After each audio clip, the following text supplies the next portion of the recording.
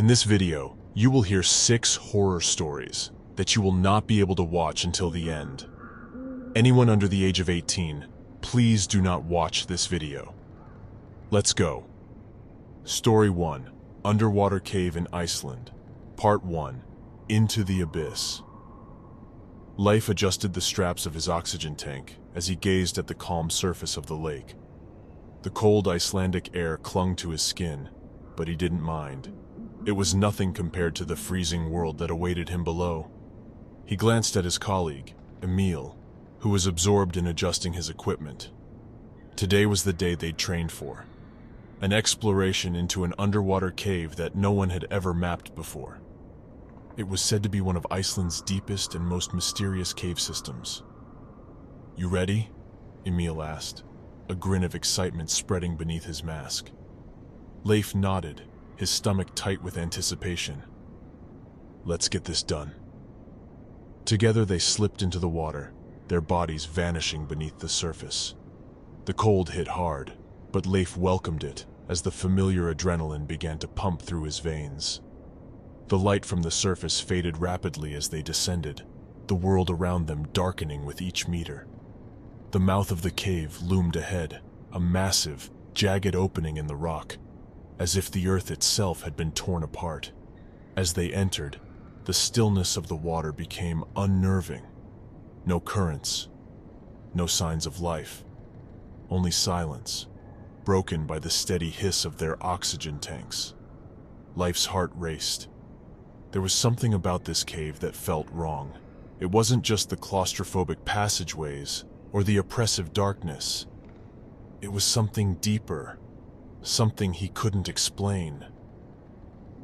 They moved deeper into the cave, navigating through narrow passages that twisted and turned like a maze. The only light came from their headlamps, which barely pierced the murky water ahead of them. The rock formations were sharp, almost jagged, and Leif had to be careful not to damage his gear as they squeezed through. And then he heard it. A faint whisper carried through the water. Leif froze, the hair on the back of his neck standing on end. It was impossible. Sound couldn't travel like that underwater. It must have been his imagination, the isolation playing tricks on him. He shook his head, trying to dismiss it, but the whispering didn't stop. It grew louder, more distinct. He turned to Emil, but his colleague hadn't noticed. Emil swam ahead, undeterred by the strange sounds. Leif forced himself to follow, but the knot of unease in his stomach grew tighter. Suddenly, Emil's light flickered. Leif stopped, his heart skipping a beat. "Emil?" No response. Leif swam closer, his light cutting through the darkness. Emil was ahead of him, floating still, his body rigid. Panic surged through Leif as he reached out to grab Emil's arm. But Emil wasn't there. His body dissolved into the darkness as if he had never been there at all. Leif's breath quickened. He spun around, searching the water for any sign of his partner, but there was nothing. Only the suffocating blackness of the cave and the whispers, now deafening in his ears. "Emil!" he shouted, the sound muffled in the water. His heart pounded as he turned in every direction, his headlamp sweeping across empty space. His light flickered, and the cave seemed to press in around him. And then, just beyond the reach of his light, he saw something move. It was massive, something that should not have existed underwater. Part 2. The Vanishing. Leif's mind raced, his pulse thundering in his ears. Whatever it was he had glimpsed moved so fast, too fast for something that size.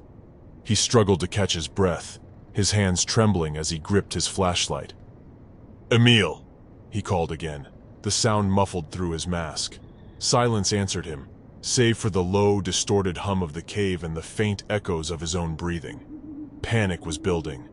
Leif's training told him to remain calm, to assess the situation, but it was impossible to ignore the overwhelming dread creeping into his chest. Emil was gone, vanished into thin air, or worse, taken by something. But how? They had been together just moments ago, and now Emil's light was nowhere to be seen. Leif forced himself to swim forward, moving cautiously into the void. The water felt heavier, thicker as though it resisted his movements. His headlamp flickered again, casting eerie, wavering shadows on the jagged walls of the cave. He pressed on, his hand reaching for the knife strapped to his belt. "Emile," he whispered, though he knew there would be no response. His voice seemed swallowed by the oppressive weight of the water. A flash of light caught his eye. Life froze, his heart skipping a beat. It was a faint glow, far ahead in the distance. Emile's light! He wasn't far off after all. Leif kicked hard, swimming toward it with everything he had, his mind racing with hope and fear. But as he neared the light, something was wrong. The light wasn't moving. It hovered motionless in the center of the cave passage. Leif slowed his approach, his instincts screaming at him to turn back. He reached out, hand trembling, and grabbed hold of the object. It was cold, metallic. It was Emile's flashlight, still on. But Emile was gone. Leif's blood ran cold. The flashlight spun lazily in the water as he clutched it, but there was no sign of his colleague. How could Emile have vanished so quickly? And more importantly, where had he gone? Leif's breaths came in shallow gasps, the weight of his oxygen tank pulling at his shoulders as he felt the full isolation of the cave pressing in around him. He glanced behind, half expecting to see something lurking in the darkness. Then the whispering started again. Leif whipped around, searching the water frantically. There was nothing but the vast emptiness of the cave, but the whispers were everywhere now, surrounding him. They were louder, more insistent, almost like voices, but distorted, twisted, barely recognizable. A dark shadow passed just at the edge of his vision, moving swiftly. Leif's heart leapt into his throat. He swam backward, pointing his light into the void, but saw nothing. His hand clenched around his knife, the weight of it providing some small comfort. But deep down he knew it wouldn't be enough. Whatever was out there, it was fast. Faster than anything he had ever encountered in the water before, and it was watching him. Leif needed to get out, now. He turned and swam back the way he had come, his strokes powerful but uneven as adrenaline coursed through his veins.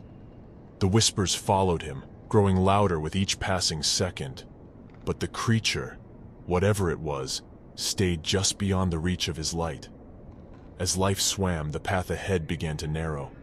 The jagged rock formation seemed to close in on him, forcing him to slow down. He squeezed through a tight gap, the walls pressing in on either side. Then, suddenly the water around him shifted. A massive shadow loomed in the distance. Leif froze.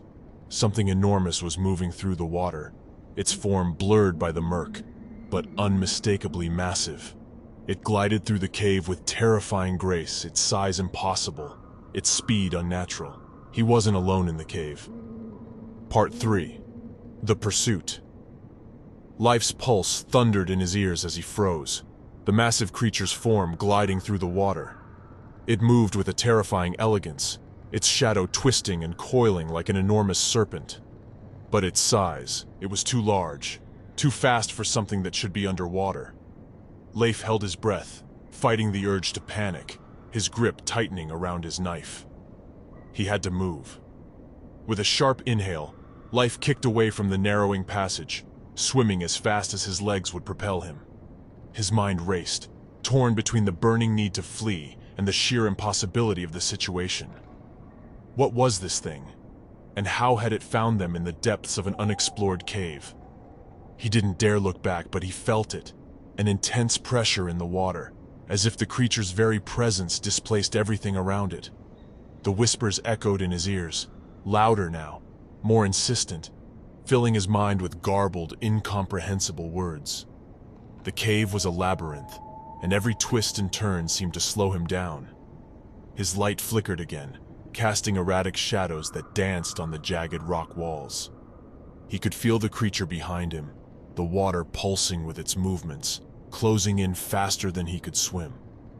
His lungs screamed for air, but there was no time to stop, no time to think. The cave walls pressed in closer and closer, the jagged rock scraping against his suit as he squeezed through narrow gaps. Then he heard it, a low guttural sound, a rumbling that vibrated through the very water around him, It was a sound so deep and primal that Leif felt it in his bones. A noise that could only come from something ancient, something that had existed in these depths long before humans. The creature was communicating with him. Leif kicked harder, forcing himself to move faster. His limbs were growing weak from exertion, but adrenaline kept him going. He couldn't stop. He wouldn't stop. Not with that thing behind him. Suddenly, the tunnel opened up. Leif surged forward into a wide chamber, his eyes struggling to adjust to the sudden shift in light. The walls here were covered in strange, bioluminescent plants, casting an eerie, greenish glow across the cavern. The water was warmer here, almost unnaturally so, and it hummed with an energy that made Leif's skin crawl. But what caught his attention wasn't the glow. It was the bodies. Dozens of them. They floated in the chamber like forgotten relics of past explorers. Some wore modern diving gear, their faces frozen in twisted expressions of fear, while others were nothing but skeletons, their flesh long gone, consumed by time or worse. Leif's stomach lurched. He recognized some of the equipment.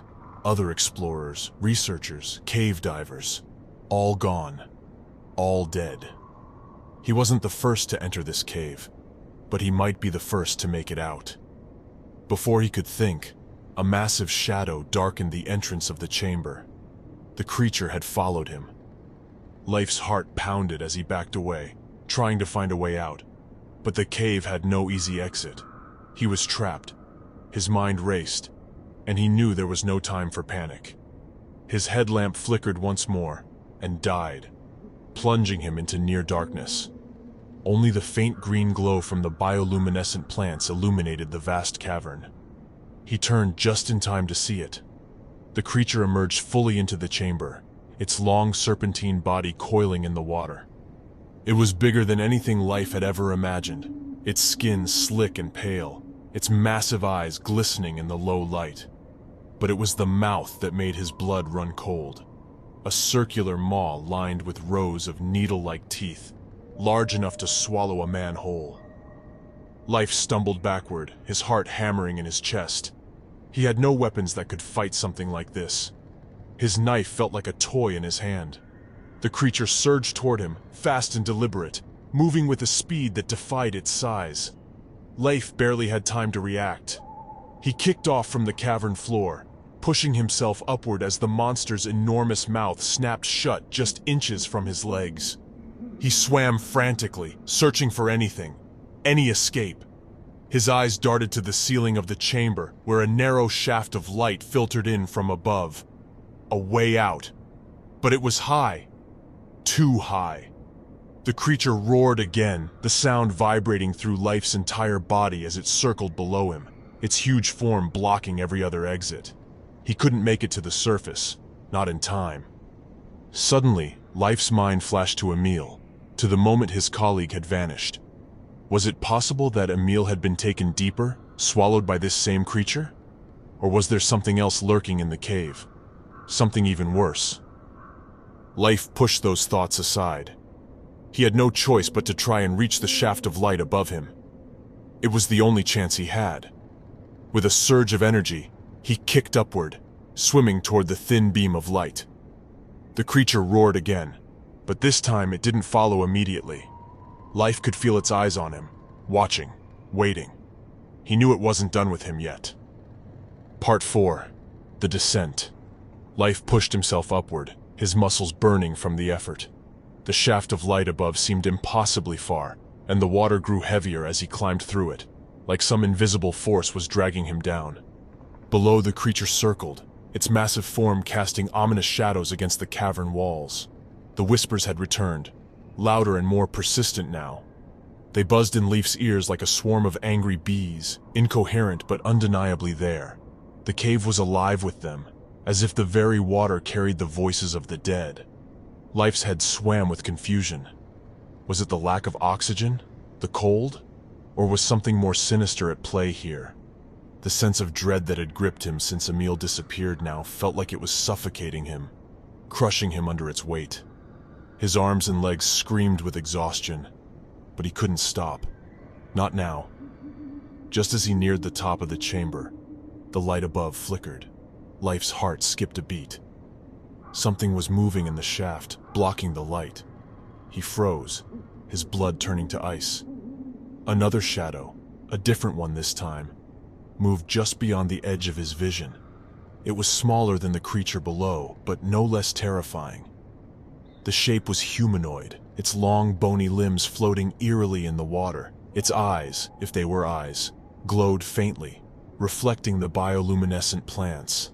Life's mind screamed in denial. How could there be another creature in this cave? What was this thing? The figure floated down from the shaft, drifting toward him. Its movements were slow, deliberate, as if it were studying him, sizing him up. Life backed away, his heart hammering in his chest. He turned to swim back toward the cavern floor, but the massive creature was still there, waiting, its many eyes fixed on him. He was trapped between the two monsters, nowhere to run, no way out. Panic gripped him as the humanoid figure drew closer. Its skeletal arms reached out, long fingers curling in the water like claws. It opened its mouth, or what should have been a mouth. But there were no teeth, no sound, only darkness. Life's mind raced. He couldn't fight both of them. He couldn't fight either of them. But if he stayed here, he was dead. He glanced around, searching for another way out. But there was nothing. No, not nothing. His eyes caught on something just below the surface of the cavern floor. An opening. A dark, narrow crevice, just large enough for him to fit through. It wasn't much, but it was his only option. Without a second thought, Leif kicked hard, diving toward the opening. The massive creature roared again, surging toward him just as Leif slipped into the crevice. He barely fit, his body scraping against the jagged rocks as he forced himself through the narrow gap. The whispers intensified, louder and more frantic, but Leif ignored them, pushing himself deeper into the crevice. The creature slammed into the rock behind him, its massive body unable to follow. Leif breathed a sigh of relief, but only for a moment. The crevice opened up into another chamber. Part 5. The Abyss Below. Leif's body ached as he pulled himself into the new chamber, his muscles screaming with every movement. The jagged rocks had torn at his wetsuit, and his breathing was erratic, but he was alive, and for now, that was all that mattered. The creature behind him thrashed against the rocks, its massive form unable to follow. For a brief moment, Leif thought he might be safe, but as he looked around the new chamber, his hope withered. This was no sanctuary. It was something worse. The chamber was enormous, even larger than the one before, but unlike the glowing plants that lined the walls in the previous room, this space was completely dark. Leif's headlamp flickered, and as the weak beam swept across the room, it illuminated strange shapes in the water. He squinted, his heart sinking. More bodies. Hundreds of them. They floated aimlessly in the water, suspended like lifeless marionettes. Most of them were divers, their suits and equipment still intact, but some were barely recognizable as human. Their flesh was gray and bloated, their faces twisted in grotesque expressions of pain and fear. Leif's stomach turned as he realized these weren't just ordinary divers. These were people who had been trapped here for far longer than he could imagine. Some of the bodies looked ancient, almost fossilized, their bones visible through the decayed remnants of their suits. And then, among the corpses, Leif saw movement. At first, it was subtle, a slight ripple in the water, a faint stirring among the bodies. But then the movement became more pronounced. The dead were shifting, their lifeless forms floating toward him, drawn by some invisible force. Leif backed away, his pulse quickening. This wasn't possible. The dead couldn't move. It had to be his mind playing tricks on him. The pressure, the fear, the isolation. But as he watched, the corpses began to drift closer, their arms outstretched as if reaching for him. "No!" Leif whispered, shaking his head in disbelief. He turned to swim back through the crevice, but the way was blocked. The massive creature still thrashed at the entrance, its long body coiled against the rocks. It hadn't given up. It was waiting, watching. Leif was trapped again, but this time, the danger was all around him. He could feel the water shifting as the dead floated closer, their pale faces illuminated by the faint light of his headlamp. Their eyes, those that still had eyes, were wide and empty, staring at him with an unsettling intensity. Leif's heart pounded. He couldn't fight them. He couldn't fight any of this. His mind raced, searching for some kind of solution, but there was none. He was at the mercy of this cave, and it had none to give. Then suddenly, the whispers returned. But this time, they weren't coming from outside. They were inside his head. Leif clutched at his helmet, pressing his hands against his ears as if he could block out the sound. But it was useless. The voices were there, clearer than ever, speaking in a language he didn't understand. It was as if the dead were trying to communicate with him, their voices mingling with the whispers of the cave. And then, amid the chaotic noise, Leif heard something familiar. "Leif!" He froze. It was Emil's voice. "Leif, help me." Leif's blood ran cold. He spun around, searching the water for any sign of his friend. But there was nothing. Only the floating bodies and the oppressive darkness. "Emil!" Leif called out, his voice trembling. The whispers intensified, swirling around him, filling his mind with disorienting sounds and images. But Emil's voice cut through them, clear and desperate. "Leif, please! I'm here! I'm trapped!" Leif's heart pounded. He had to find him. He couldn't leave Emil behind. He couldn't let his friend become one of the lifeless corpses floating in this cursed cave. Ignoring the growing sense of dread, Leif swam deeper into the chamber, following the sound of Emil's voice. The corpses drifted around him, their movements slow and deliberate, but he pushed past them, his focus solely on finding his friend. "Emil, where are you?" "Here." The voice was closer now, more urgent. Leif's light flickered as he approached a dark corner of the chamber. The water seemed to thicken around him, the pressure building as if the cave itself were trying to swallow him whole. But he kept going, driven by the hope that Emil was still alive. And then he saw it. A faint silhouette, curled up near the cave wall, barely visible in the dim light.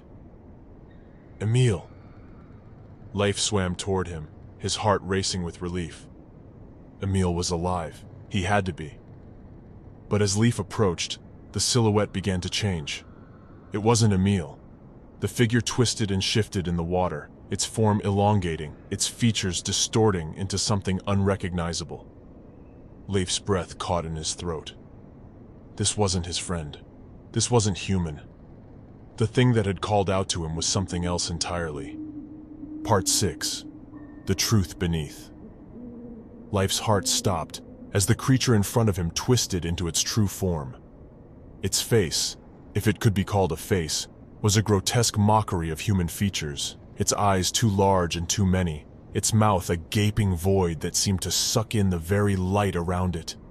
The whispers grew louder, deafening, filling his mind with terror. It had called him with Emil's voice. It had lured him deeper into the cave, preying on his hope, his desperation to save his friend. And now, as it floated before him, Leif understood. This thing, this ancient malevolent entity, was part of the cave. It had been here for eons, waiting in the darkness, feeding on those who dared to enter its domain. The dead bodies floating around him weren't just the remains of unlucky divers. They were its victims, claimed by the cave's endless hunger. Leif's limbs felt heavy as the creature drew closer, its many eyes gleaming with a sinister intelligence. He wanted to run, to fight, but the weight of the cave pressed down on him, paralyzing him with fear. His head spun, the whispers clawing at his sanity. "Leif!" the creature hissed, its voice a twisted echo of Emil's. "You belong to me now." "No!" Leif shouted, his voice muffled by the water. He backed away, his hands trembling as he gripped his knife. But what could he do? How could he fight something like this? The entity lunged. Leif barely had time to react. He kicked off the cave wall, propelling himself backward as the creature's gaping mouth snapped shut inches from his face. The water churned with its fury, the dead bodies swirling in its wake as the thing thrashed toward him. Leif swam faster than he ever had before, his mind blank with terror. The crevice! If he could just make it back to the narrow opening, he might be able to escape. The creature was too large to follow him through the tight passage. But the whispers were inside him now, pulling at his thoughts, slowing him down. He could feel the cave's cold grip tightening around his mind, dragging him deeper into the abyss. "Leif," the voices called, a chorus of the dead. "Stay with us. Become part of the cave." His breath came in ragged gasps as he reached the crevice, the narrow opening barely visible in the murk. The massive creature roared behind him, its monstrous body thrashing against the rocks. Leif dove into the crevice, scraping his body against the jagged walls as he forced himself through. The whispers screamed in his ears, but he kept going, his muscles burning with effort. The creature slammed into the rocks behind him, but it couldn't follow. He was safe. For now. Leif crawled through the crevice, his limbs shaking with exhaustion. His oxygen levels were dangerously low, and his vision blurred as the edges of the cave began to close in. But he had to keep moving. He couldn't stay here. Finally, the crevice opened into a smaller tunnel, and ahead, he saw it. A faint glow of daylight filtering through the water. The exit. Leif kicked toward the light, his body weak, his mind barely holding on. The whispers had faded, but he could still feel the cave's presence, lurking in the darkness behind him, waiting for its next victim. As he neared the exit, his body finally gave out. His lungs burned, his vision went dark, and the last thing he saw was the faint outline of the surface, just out of reach. When he awoke, he was on the shore, coughing up water, his body trembling with cold. The lake was calm, the sky above a dull gray. Emil was gone. The cave had taken him. And as Leif lay there, gasping for breath, he realized that something deep within the cave still had its grip on him. His head spun, and despite the fact he was out of the water, the whispers lingered, faint but undeniable. They echoed in the back of his mind, as though the cave was not finished with him. His fingers dug into the cold, wet earth as he sat up. The lake stretched before him, deceptively calm, the surface barely disturbed by the gentle wind. For a moment, it almost seemed peaceful. But Leif knew better. Beneath that placid surface, in the depths of the cave, something ancient still stirred. His body ached, his vision still swam with the horrors he'd witnessed, and his breaths were shallow, but he was alive. That fact alone seemed like a miracle. But Emil, his friend, his partner, was lost to the cave. Leif's mind churned with guilt and sorrow. How could he have left Emil behind?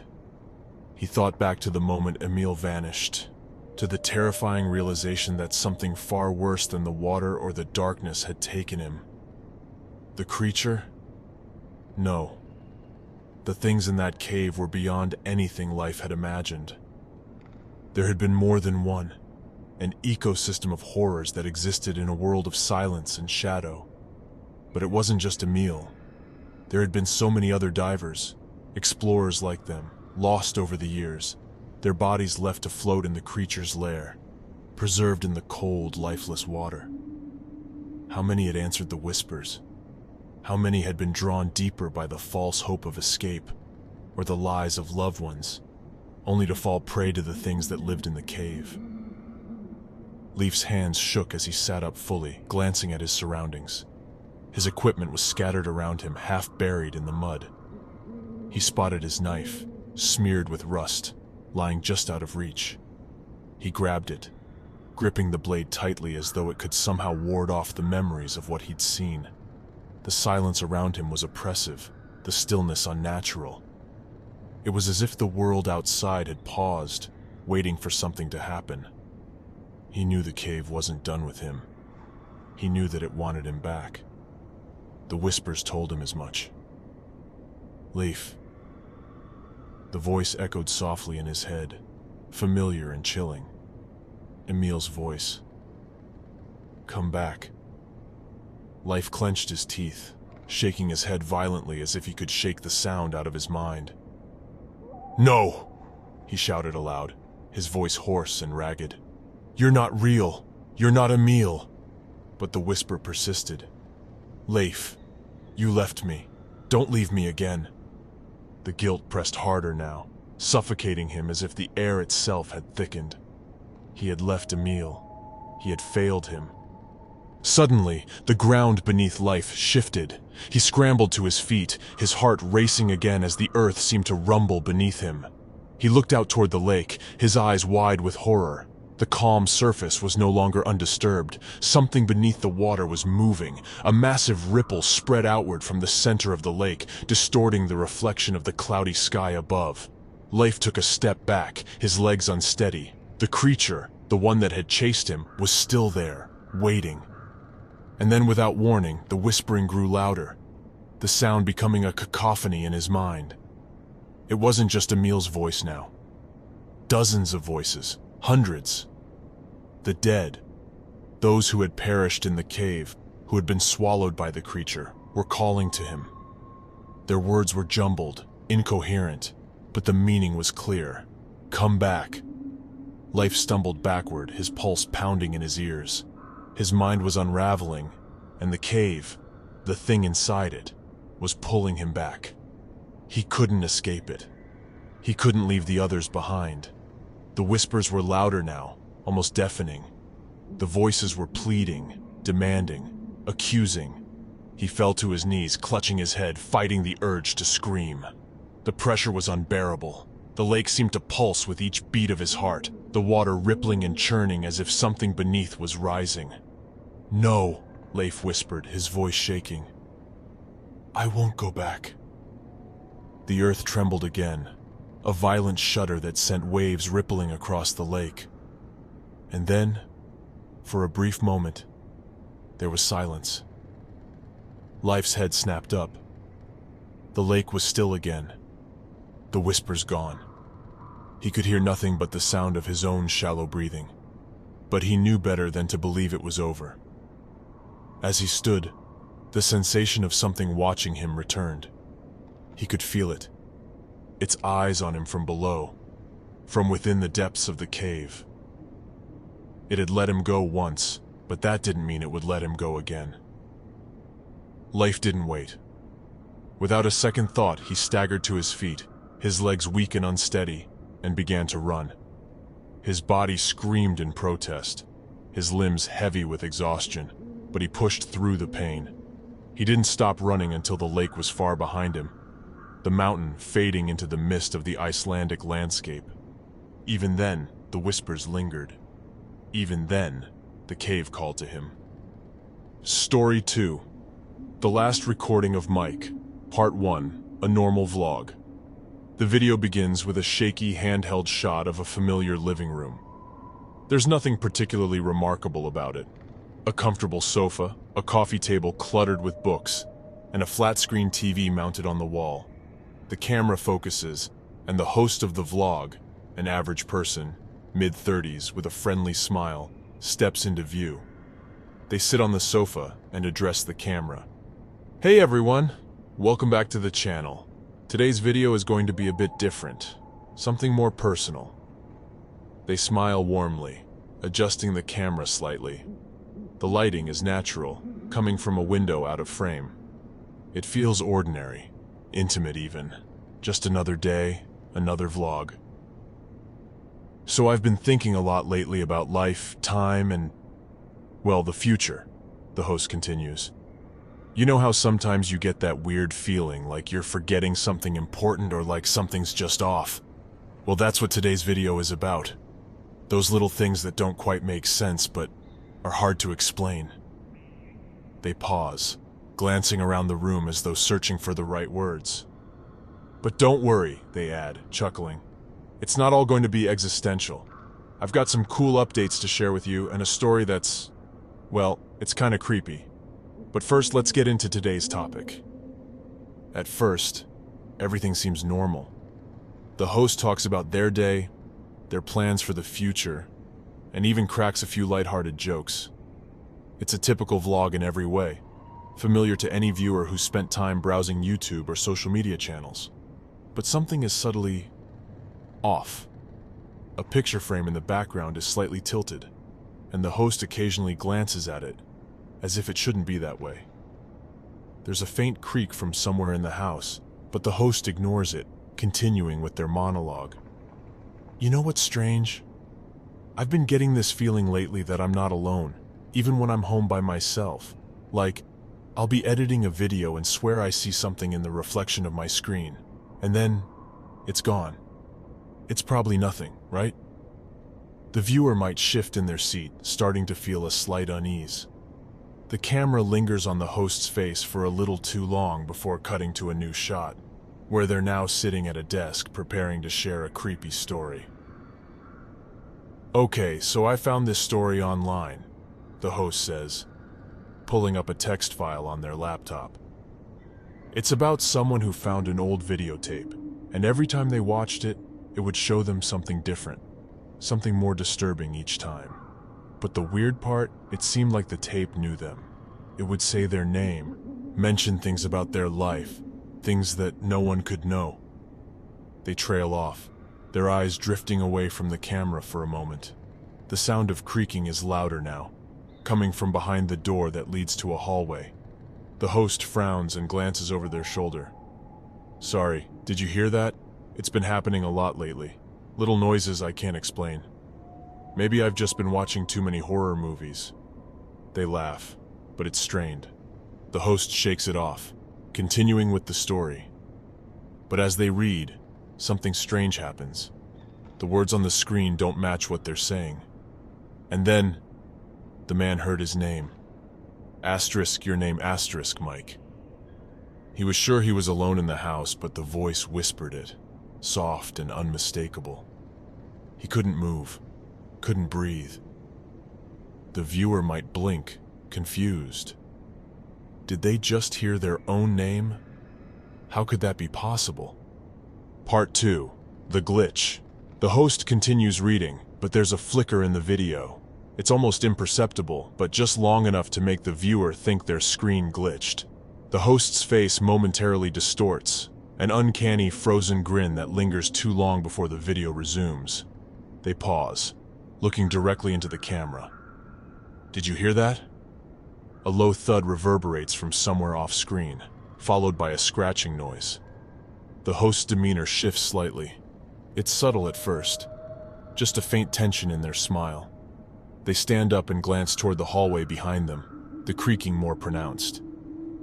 Okay, I'll be right back, they say to the camera, walking off-screen. The audio picks up faint footsteps, the creaking of floorboards, and then nothing. The host is gone for a moment too long. The camera, still running, captures the empty room, a slight hum of white noise filling the silence. A minute passes. 2 minutes. The tension builds. The viewer might lean forward, wondering if they missed something. Then, there's a flicker, a split second where the camera glitches, and a shadowy figure can be seen standing in the hallway. When the host returns, they're smiling again, but something's wrong. Their eyes are a little too wide, and their movements are just a fraction too stiff. They sit back down, adjusting the camera with jittery hands. The chat window pops up in the corner of the screen, and some viewers are typing, asterisk. Who was that in the hallway? Asterisk. Did anyone else see that glitch? Asterisk. Am I the only one hearing my own name? The host doesn't acknowledge the comments, but as they continue speaking, their tone shifts. Anyway, where was I? Oh right, you know, it's funny. The story I'm telling, it's starting to feel a lot like what's happening right now. Things going missing, hearing noises in the night, and that feeling, the one where you're sure someone's watching you, but you can't quite figure out from where. The camera zooms in, tighter on the host's face. Their voice drops to a whisper. Sometimes, I think I can hear you too. It's almost like you're right here with me, Mike.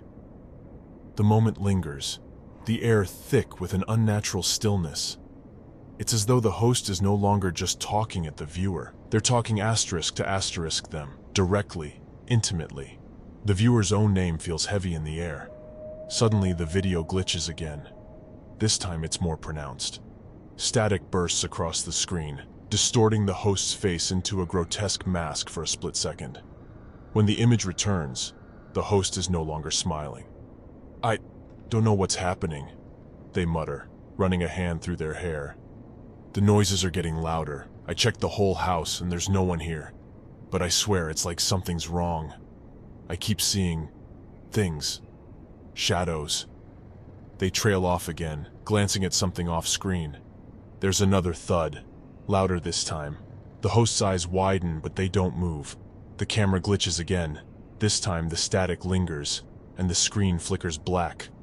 For a moment, the video goes silent. Part 3. Voices in the dark. When the video resumes, the camera is pointed at the floor. The image is dark, grainy, as if filmed in low light. Heavy breathing can be heard from behind the camera. The host's voice comes through, quiet, almost panicked. I think something's in the house with me." The camera shakes as they move, the image jerking violently as though they're stumbling through the house. Every few seconds there's another glitch, an image superimposed for a split second, barely discernible but chilling in its implications. A dark figure in the corner, a shadow passing by too quickly to be human. The host reaches a door and hesitates, their hand trembling as they push it open. Beyond it is a staircase leading into darkness. They aim the camera downward, and for the first time, the viewer can see just how dark it is. The light from the living room doesn't reach beyond the first few steps. "I've been hearing noises from down here," the host whispers, the camera focused on the black void below. "But I know I'm alone. I should be alone." There's a moment of hesitation, and then the host starts descending the stairs. Each step creaks beneath their feet, the sound unnervingly loud in the silence. The camera's microphone picks up the soft scuffle of movement, a sound that doesn't belong to the host. Something is down there, waiting. As they reach the bottom of the stairs, there's a loud bang from somewhere deeper in the basement. The host freezes, the camera shaking in their hands. For a long moment, nothing happens. The silence stretches, oppressive and suffocating. And then, a whisper cuts through the air, faint but unmistakable. "Mike!" The camera jerks as the host spins around, searching for the source of the voice. But there's nothing there. The basement is empty. Just a cold, dark space filled with old boxes and forgotten furniture. "Did you hear that?" the host asks, their voice barely audible over the pounding of their heartbeat. They pan the camera slowly around the room, but there's nothing. Just shadows. But the whisper comes again, louder this time. "Mike, come closer!" The host's breathing quickens, and they back away from the shadows, retreating toward the stairs. "This can't be happening," they mutter. I need to stop the recording. I need to get out of here." But as they turn to run back up the stairs, the camera glitches one final time. And for a split second, the viewer sees it, the shadowy figure, standing at the top of the stairs, waiting. Part 4. The haunting unfolds. The camera goes dark for several seconds. Heavy breathing, ragged and frantic, fills the silence. Then, with a jarring shift, the video snaps back on. The host is sitting in their living room again. But everything is different. Their hair is disheveled, and their eyes are wide, bloodshot, as if they haven't slept in days. The room, once cozy, feels oppressive now. Shadows seem to crawl along the walls, and every surface is slightly out of place, like it's been tampered with but not by human hands. The host stares directly into the camera. "I don't know what's real anymore," they whisper. Their voice is hoarse, barely more than a rasp. "I can't tell if this is a dream or if I'm still awake. I've been seeing things I can't explain." They pause, their eyes darting around the room. as if they expect to see something lurking in the corners. The viewer might notice something too. A shadow moving just outside of the frame, too quick to be anything normal.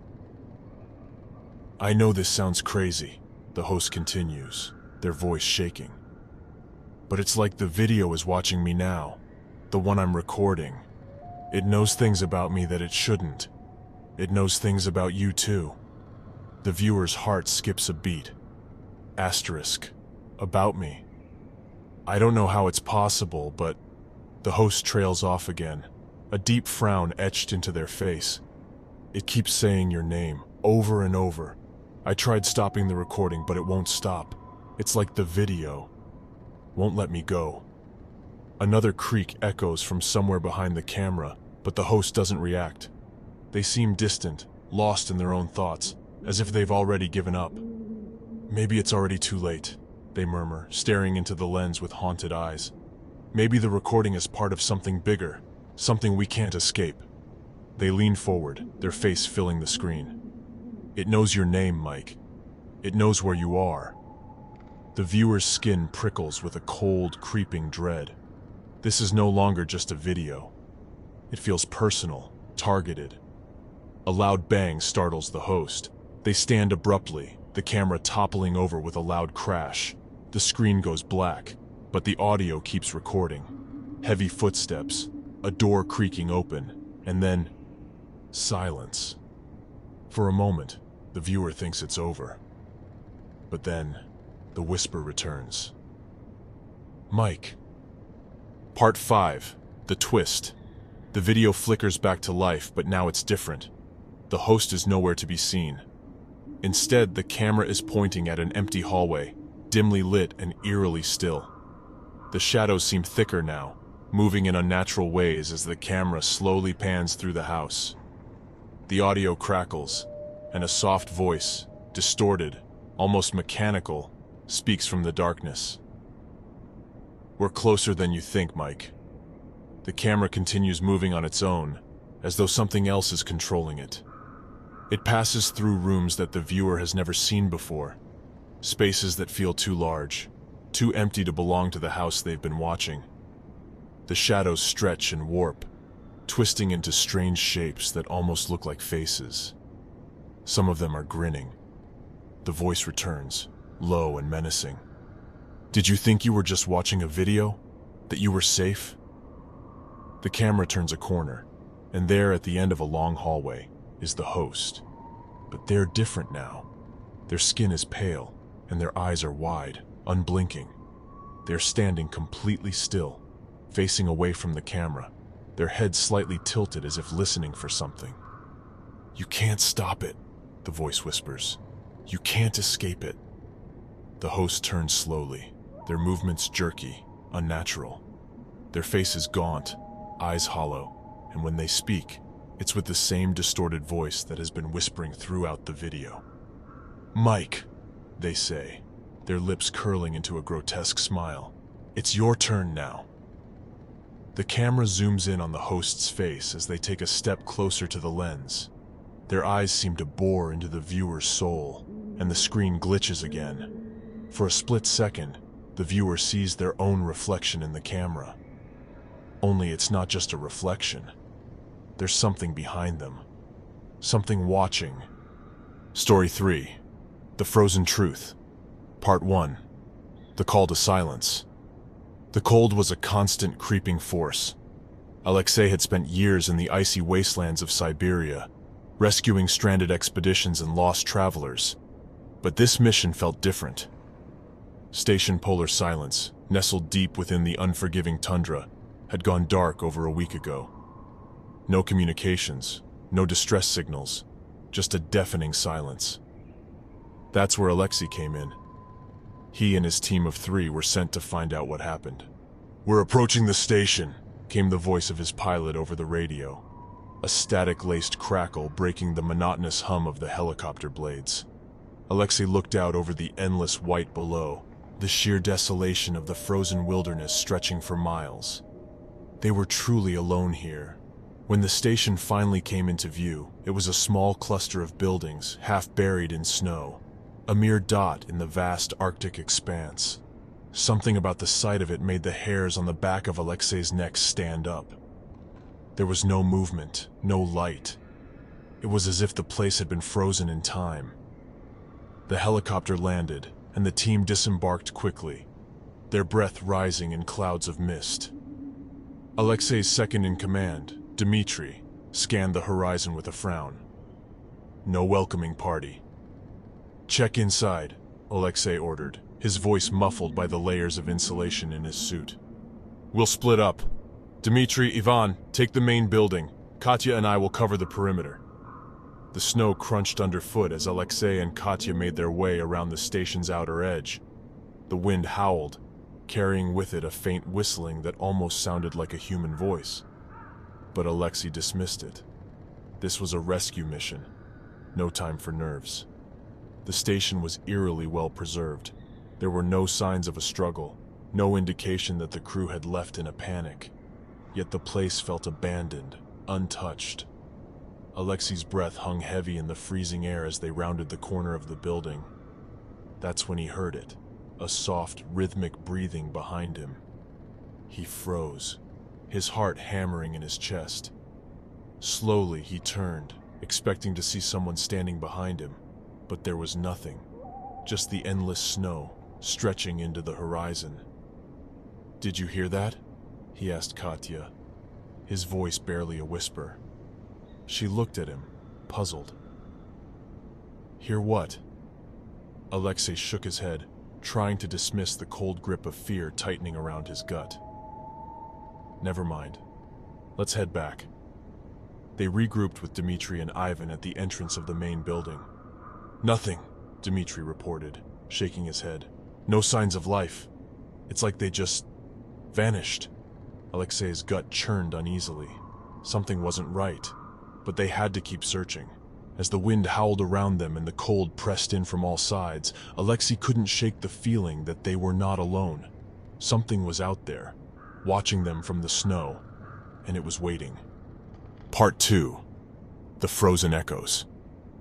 Inside the station, the cold bit deeper than it should have. Even with the power on, the warmth barely penetrated the layers of insulation in their suits. Alexei and his team stepped into a wide metallic hallway, lit by dim, flickering lights. The place was silent, oppressively so. Their footsteps echoed hollowly off the walls, amplifying the isolation that already weighed heavily on them. "Feels like a tomb," Dmitri muttered under his breath, breaking the silence. Ivan, always the joker, chuckled nervously. "Yeah, let's hope we're not the corpses." But Alexei wasn't in the mood for jokes. His eyes swept over the abandoned scene. Jackets hung neatly on hooks near the entrance, snow boots arranged in tidy rows. It was as if the crew had just stepped out for a moment. Yet the food left half-eaten on tables had long since frozen solid. "Spread out," Alexei ordered. "Search every room. We're looking for any sign of what happened." Katya moved toward the back of the station, while Dmitri and Ivan began to check the rooms closest to the entrance. Alexei entered what appeared to be a common area. A table in the center held plates of untouched meals, frozen mid-spoonfuls. Chairs were pushed back as though the crew had simply gotten up mid-conversation and never returned. But why? What could have caused them to leave in such a hurry, without even their winter gear? He examined the walls closely. A thin layer of frost clung to the metal, shimmering in the faint light. Odd patterns formed in the ice, swirling and branching out like the delicate veins of leaves. It was unnatural, almost artistic, but in a disturbing way, like something alien had touched the place. Alexei's radio crackled. "Captain, come to the lab. You'll want to see this." It was Katya's voice, tense and quiet.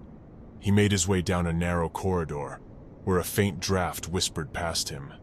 His breath fogged up the air as he approached the lab, and the unease that had been gnawing at him since they arrived intensified. Inside the lab, Katya stood in front of a desk cluttered with notebooks and instruments. The window behind her was heavily frosted, distorting the view outside. She handed him a small journal, worn and weathered. Alexei flipped through the pages, his brow furrowing. The notes were in Russian, scrawled hastily, becoming more frantic toward the end. Presence. Outside. Heard something. Watching us from the snow. Can't sleep. Cold. Everywhere. It's getting closer. The entries ended abruptly, the final words almost illegible. But the fear in them was palpable. What the hell were they dealing with? Katya asked, her voice low. There's nothing in these notes that explains why they left. Before Alexei could respond, a crash echoed from deeper within the station, followed by Ivan's panicked voice over the radio. Captain! Dmitri! He's gone! I turned my back for 1 second and he's just gone! Alexei cursed under his breath and bolted down the hallway, Katya close behind. When they reached the room where Dmitri had been, there was no sign of him. Ivan stood in the center, looking bewildered, his face pale. He was right here, Ivan stammered. I just turned around to check the closet, and when I looked back, he wasn't there. Alexei's eyes scanned the room, every muscle in his body tense. The only thing out of place was a small patch of melted ice on the floor near the door, water pooling in a puddle where Dmitri had been standing moments before. No tracks, no blood, no sign of a struggle, Katya said, her voice trembling. Where could he have gone? Alexei's gut twisted. Something was very wrong here. People didn't just vanish into thin air, not in a place like this. He activated his radio, trying to keep his voice steady. Dmitri, do you copy? Dmitri, respond. Only static greeted him in return. Ivan was pacing, running his hands through his hair in agitation. This isn't normal. We need to get out of here, now. We should never have come. Alexei shot him a stern look. Calm down. We're not leaving until we find out what happened to the crew. And now, to Dmitri. We're not going to abandon him. Ivan didn't respond, his eyes darting nervously around the room. He looked like a man on the verge of breaking, and Alexei couldn't blame him. He felt the same creeping dread, like the walls were closing in, the cold pressing down on them harder with every passing minute. Katya turned toward the doorway, her breath visible in the icy air. Whatever it is, it's out there. It's waiting. A sudden clang echoed from the far end of the station, making them all jump. It sounded like metal hitting metal, reverberating through the cold, sterile halls. We need to move, Alexei said. Stay close. Don't split up again. As they made their way toward the source of the sound, Alexei couldn't shake the feeling that something was lurking just out of sight, watching them through the frost-covered windows and from the shadows of the darkened hallways.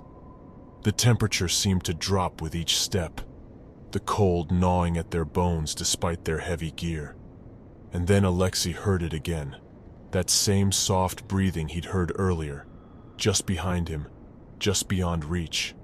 He turned sharply, but once again, there was nothing.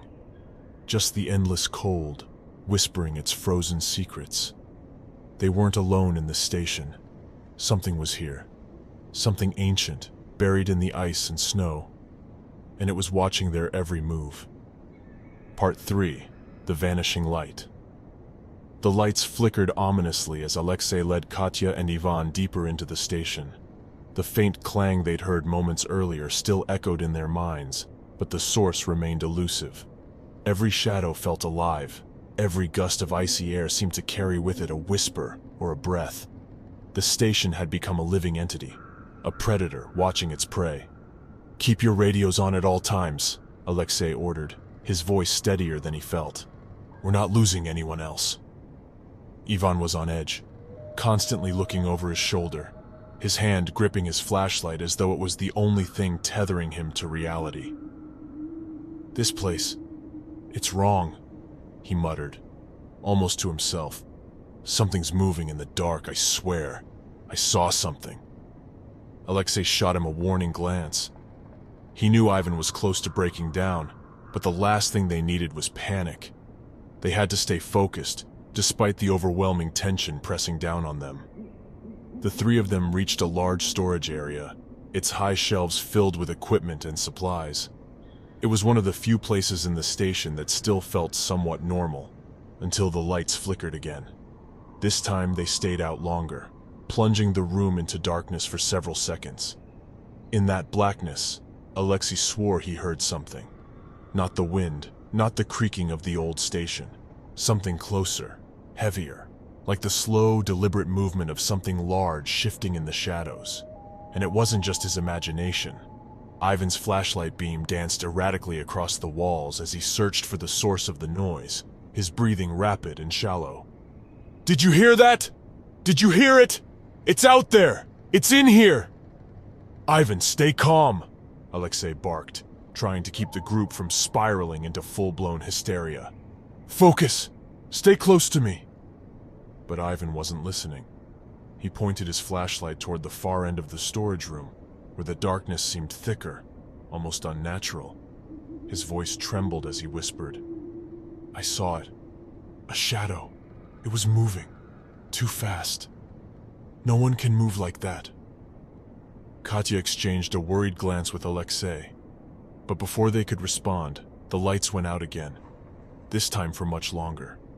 The room plunged into a suffocating, icy darkness. In the pitch black, all they could hear was each other's ragged breathing and the faint, almost imperceptible sound of something scraping against metal. It was far off, but coming closer. Alexei fumbled with his flashlight, his heart racing. When the light finally clicked on, it revealed something horrifying. "Ivan!" Katya's voice was a thin whisper, quivering with disbelief. Ivan was gone. His flashlight lay on the floor, its beam casting a long, eerie shadow across the room. There were no footsteps, no sound of movement, just nothing. He had vanished, just like Dmitri. In the space of a single flicker of darkness, he had been erased from their world. "No," Katya whispered, her breath catching in her throat. "This can't be happening." Alexei bent down, inspecting the area where Ivan had been standing. His mind raced, trying to make sense of the madness. But just like with Dmitri, there was no sign of a struggle, only a damp patch of melted ice on the floor. "How?" Katya's voice cracked. "How is this happening?" Alexei didn't answer immediately. He was too focused on the silence that had now descended upon the station. No more clangs, no more breathing, just the unnerving quiet that stretched on forever. It was as if the station itself had swallowed Ivan whole, consuming him in the darkness. He couldn't shake the feeling that something in the cold, something invisible and ancient, was toying with them. He picked up Ivan's abandoned flashlight, gripping it tightly, his knuckles white from the cold. "We need to find out what's causing this," Alexei said, his voice low but firm. "There has to be an explanation." Katya's face was pale, her eyes wide with fear. "An explanation? Alexei, they're gone. One by one, they're disappearing, and there's no trace. What kind of explanation can there be for that?" Alexei forced himself to breathe slowly, trying to steady his nerves. He knew she was right. Nothing about this made sense. But he couldn't afford to give in to fear. Not yet. Not when they were this close to uncovering whatever it was that had taken the crew, Dmitri, and now Ivan. "Let's keep moving," Alexei said, motioning toward the hallway that led to the station's central control room. "Maybe there's something in the security footage, something we missed." They continued in silence, every step heavy with dread. The farther they went, the colder it seemed to get, the very air around them thickening with an unnatural chill. It wasn't just the outside temperature. Something deeper, more sinister, was affecting the environment itself. The frost on the walls grew thicker, and the strange patterns Alexei had noticed earlier were more pronounced, as though some force had etched them into the ice, spiraling in intricate, unnerving designs. When they reached the control room, Alexei felt a flicker of hope. If the station's security cameras had captured anything, it might give them answers. But as he sat down at the console and flicked through the footage, that hope quickly died. The video feeds were mostly static, interrupted only by brief, distorted frames of the station crew going about their work. In one clip, a scientist suddenly looked up, staring toward the camera as if she had heard something. Then the screen went white, completely overtaken by what appeared to be a blizzard, but not one outside. It looked as though the storm had engulfed the room itself, the frost swallowing everything in sight. Alexei rewound the footage over and over, but it was always the same. The snow was inside. It was consuming the station from within. Katya's voice broke the silence.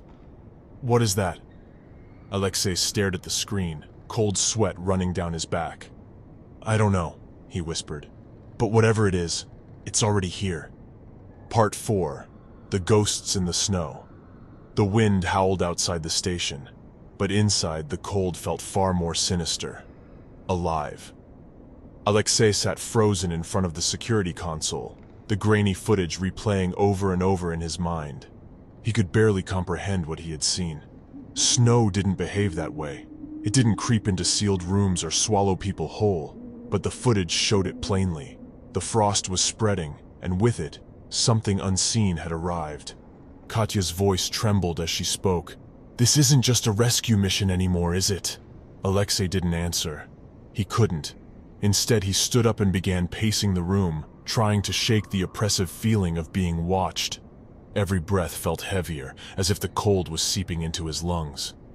"We need to figure out what happened here," Alexei said, forcing his voice to remain steady. "If we don't, we're not leaving this place alive." Katya looked at him, fear evident in her eyes, but nodded. They had to keep moving, had to find answers. Sitting still wasn't an option. Together, they left the control room and headed down the main corridor. The walls were covered in thicker frost now, the swirling patterns more intricate, almost like runes or symbols.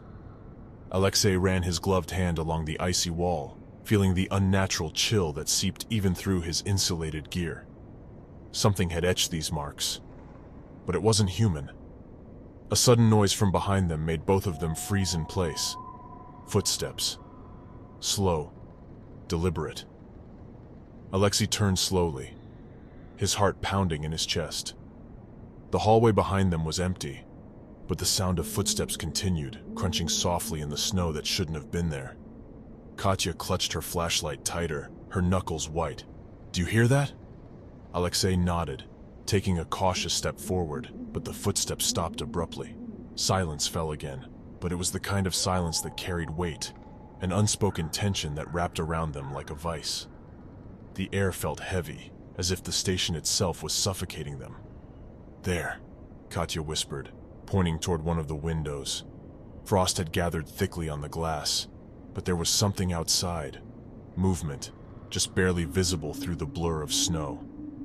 Alexei wiped at the window, his breath fogging up the glass. Through the frost, he saw what looked like a shape, indistinct but human in form, standing out in the snowfield just beyond the station. "Is that—" Katya's voice trailed off. "It can't be," Alexei said quietly, his mind racing. There had been no sign of the crew, no bodies. But if someone, if something, was still out there. Without thinking, Alexei turned and headed toward the exit hatch. Katya followed close behind, her footsteps almost silent on the frozen floor. When they reached the airlock, Alexei hesitated for a moment before opening the outer door. The freezing wind hit them instantly, biting at their exposed skin. Outside, the snow swirled around them in blinding flurries. Alexei narrowed his eyes against the icy sting and focused on the figure in the distance. It was moving now, walking slowly toward them. "Alexei, we should stay inside," Katya urged, her voice barely audible over the wind. "We don't know what that is." But Alexei couldn't shake the feeling that this was their only chance to get answers. He stepped out into the snow, his boots sinking into the powder with every step. The cold cut through his gear, sharper than any cold he had ever experienced. It felt unnatural, as though it was leaching the warmth from his body faster than the climate should allow. The figure grew closer. It looked like a person, dressed in a heavy parka, face obscured by the hood. Alexei stopped a few meters away, the snow whipping between them. "Who are you?" Alexei shouted over the wind. The figure didn't respond, but took another slow, deliberate step forward. "Alexei, please!" Katya called from behind him, her voice tight with fear. "Let's go back." He ignored her for the moment, his eyes locked on the figure's hidden face. The closer it got, the more the air around them seemed to hum, as if the cold itself was vibrating with energy. Alexei raised his flashlight, shining it toward the figure. It stopped. The beam of light flickered as it hit the figure's face. No, not a face. The hood fell back, revealing nothing. The figure was empty, hollow, just a parka filled with swirling snow, the frost inside coiling and twisting like a living thing. Alexei stumbled back, his heart hammering in his chest. He had seen many horrors in his line of work, but nothing like this. This wasn't human. It wasn't alive. The parka collapsed into the snow, scattering in the wind as if it had never been there. "Go, now!" Alexei barked, grabbing Katya's arm and pulling her back toward the station. They bolted for the airlock, the wind howling in their ears. As they slammed the door shut behind them, Alexei's breath came in sharp gasps. The frost on the door's window grew thicker, spreading faster, creeping inward like fingers of ice reaching for them. Katya was shaking, her face pale as she leaned against the wall. "What the hell was that?" "I don't know," Alexei whispered, his mind still reeling from what he had seen. "But whatever it was, it's part of this. Part of the snow. It's not just the cold, Katya. It's the snow. It's alive." As the frost continued to spread, crawling along the walls and floors, Alexei realized they were running out of time. The cold wasn't just killing them, it was consuming them. And soon, they too would become part of the frozen nightmare that had taken the station. Part 5. The Frozen Truth. The frost spread faster than they could comprehend, creeping over the walls, curling along the floor, and swallowing the station inch by inch. The cold had become a living thing, devouring everything in its path. Alexei and Katya huddled in the small corridor, their breath fogging the air as they stared at the encroaching frost. There wasn't much time left. "We can't stay here," Alexei said, his voice tight. "If we do, we're dead. We need to find out what the crew was doing before this happened." "There has to be something," Katya nodded, her eyes wide with fear but resolute. "The research logs. Maybe they recorded something, some explanation. We haven't checked all the labs yet." Alexei motioned for her to follow, and they moved quickly through the station, every step now filled with urgency. The wind outside howled louder, as though it were alive, an extension of the entity that had overtaken the station. As they walked, Alexei couldn't help but feel like the station was breathing with them, the cold inhaling their warmth and waiting for its moment to strike. They reached the primary research lab, and Alexei wasted no time in rifling through the documents scattered across the desks. It looked like the crew had left in the middle of an important discovery. Papers were scattered, computers left on, and notebooks filled with dense scientific writing were spread open, detailing their findings. The room was colder than the others, the frost clinging even thicker here, but they pressed on. Katya pointed to a large metal hatch in the floor. "Look, that's got to lead somewhere. Maybe the research logs are down there." Alexei's stomach churned. The idea of descending deeper into the station, into the cold heart of whatever this was, felt like a death sentence. But they had no choice. The frost was advancing, and soon they would have nowhere left to hide. With a grunt, Alexei heaved the hatch open, revealing a narrow staircase leading downward into darkness. The air below smelled of damp and metal, and a chill so intense it almost felt like a physical presence rose up to greet them. They descended cautiously, their flashlights barely piercing the black void below. The basement was unlike anything Alexei had expected. It was a hidden lab, far older than the rest of the station. The walls were covered in thick ice, but beneath the ice, Alexei could see strange symbols, similar to the patterns that had been etched in the frost above. There was something ancient here, something that had been uncovered by the crew. A set of research notes lay open on a metal table, written in the same frantic handwriting as the journal they'd found earlier. Katya picked them up, her voice shaking as she read aloud. Anomaly detected in the ice layers. Strange readings. Not geological. The temperature dropped significantly in its presence. We dug deeper, and that's when we found it. She trailed off, her eyes scanning the final lines. Alexei, this isn't natural. They weren't just studying the ice. They found something buried in it. Something old. Something that shouldn't have been touched. Alexei's heart sank. The entity? Katya nodded, her hands trembling. It's not just the cold. It's something ancient. The crew, they tried to contain it, but it's everywhere now. It's using the cold to spread, the snow, the ice. It's alive because of this thing. Alexei flipped through more of the notes, seeing diagrams of strange structures beneath the ice. The scientists had been digging deeper than they should have, unlocking something primal, something that had slept for centuries. And now it was awake. We need to destroy this, Alexei said, his voice low but determined. Whatever they found, whatever they awakened, it's in the cold. If we can stop the temperature from dropping any further, we might be able to weaken it. But how? Katya asked, fear creeping into her voice. The cold is everywhere. It's surrounding us. Alexei's mind raced. There had to be a way to fight back. His eyes fell on the station's old fuel reserves, stored in the basement for emergencies. A plan began to form. We burn it, he said, the resolve in his voice hardening. We set fire to the reserves. It won't destroy the entity, but it might push it back long enough for us to escape. Heat is the only thing we have left. Katya hesitated, looking around at the frost-covered walls. And if that doesn't work? Alexei didn't have an answer for that. It's our only chance. Without wasting any more time, they gathered what they could.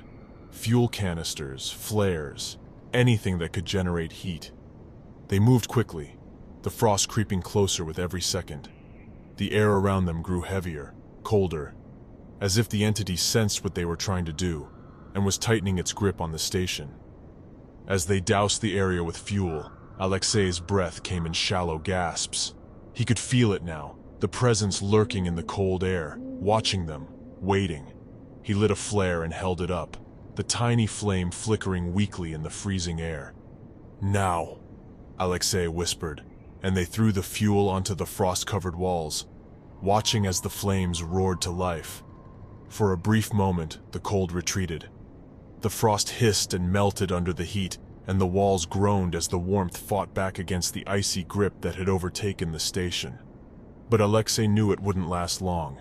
The entity was powerful, ancient, and far beyond anything they could understand. But for now, they had fire, and fire meant survival. Go! Alexei shouted, grabbing Katya's arm as they raced back up the stairs. Behind them, the fire spread quickly, engulfing the basement in a wave of heat. But as they reached the main floor, the frost was already creeping back, faster than before. The entity was angry, and it wasn't going to let them leave without a fight. Part 6. Silence falls again.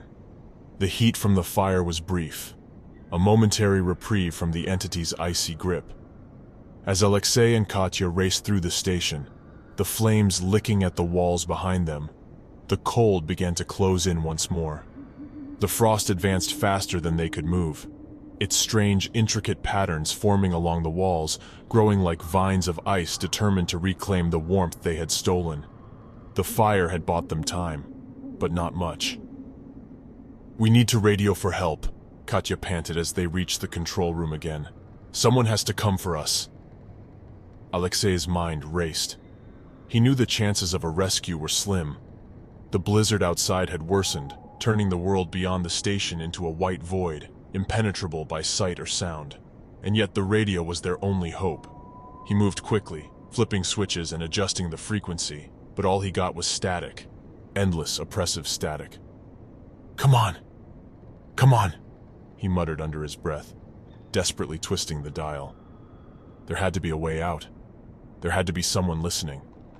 Suddenly, a voice crackled through the static, a faint, distorted signal. Alexei's heart leaped as he pressed the transmitter closer to his ear, trying to make out the words. "Station Polar Silence. Copy?" "We hear you," Alexei shouted into the radio. "This is Alexei Novikov from the rescue team at Station Polar Silence. We need immediate extraction. The station is compromised. Repeat, the station is compromised." The response was broken, garbled by the storm. "Can't. Storm. Too strong." The blizzard outside had them trapped. The entity had taken more than just the station. It had claimed the entire surrounding area, turning the snow itself into a prison. Katya's face was pale as she stared at the radio. "They can't come, can they?" Alexei shook his head, his stomach sinking. "Not in this storm." The realization hit them both like a hammer. They were truly alone, cut off from the world by the very thing they had come to investigate. And whatever had claimed the crew was now hunting them. The cold wasn't just an environmental force. It was intelligent, alive, and malevolent. "I'm not going to die here," Katya whispered, her breath visible in the freezing air. "I won't let it take me." Alexei looked at her, his resolve hardening. "We won't die here. We just need to keep moving, stay warm. The fire bought us time, but we need to keep the heat going." But as they prepared to leave the control room, a faint noise stopped them in their tracks. It was the sound of breathing. Not their own, not the wind, but something else. It was closer now, just beyond the door. The air seemed to thicken with cold, the frost creeping under the doorway like tendrils of some living, malevolent force. Alexei's skin prickled, and for the first time, he felt the entity's presence fully. It was everywhere, in the walls, in the floor, in the very air they were breathing. It wasn't just in the cold, it was the cold. "We need to move," Alexei said, grabbing Katya's arm. But before they could take another step, the door to the control room swung open slowly, creaking on its hinges. The frost that had been building outside the room rushed in, spiraling and swirling, creating a ghostly mist that filled the air. For a moment, it took form. Indistinct figures, humanoid but hollow, made entirely of ice and snow. They were the crew. Alexei was sure of it now. The crew hadn't disappeared. They had become part of the entity, absorbed into the very thing they had uncovered. Katya screamed, backing away as the icy figures advanced, their hollow eyes fixed on the two survivors. They moved slowly but deliberately, their frozen limbs crackling as they reached out toward Alexei and Katya. "Run!" Alexei shouted, pulling Katya with him as they bolted for the door. The temperature dropped further, biting into their skin even through their insulated suits. It was unbearable, like the cold had claws, tearing at their flesh. They stumbled down the hall, the frost following them, consuming everything in its path. The station groaned under the weight of the snow, the walls creaking as if the very structure was being squeezed by the cold. Alexei's breath came in ragged gasps, each one more painful than the last as the entity closed in. "There!" Katya shouted, pointing to the emergency exit at the far end of the corridor. They could still make it outside, still have a chance to outrun the entity in the open. But as they neared the door, the frost thickened, forming a barrier that seemed impenetrable. Alexei's heart sank. They weren't going to make it. Katya reached the door first, pulling at the handle with all her strength, but it wouldn't budge. The frost had sealed it shut, turning the door into a solid wall of ice.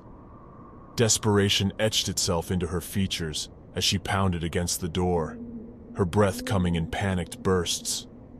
Alexei turned, his back against the door, as the frost continued its relentless march toward them.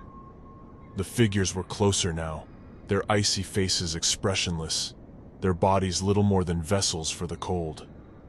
"It's over," Katya whispered, her voice shaking. "No," Alexei muttered, refusing to accept defeat. "It's not."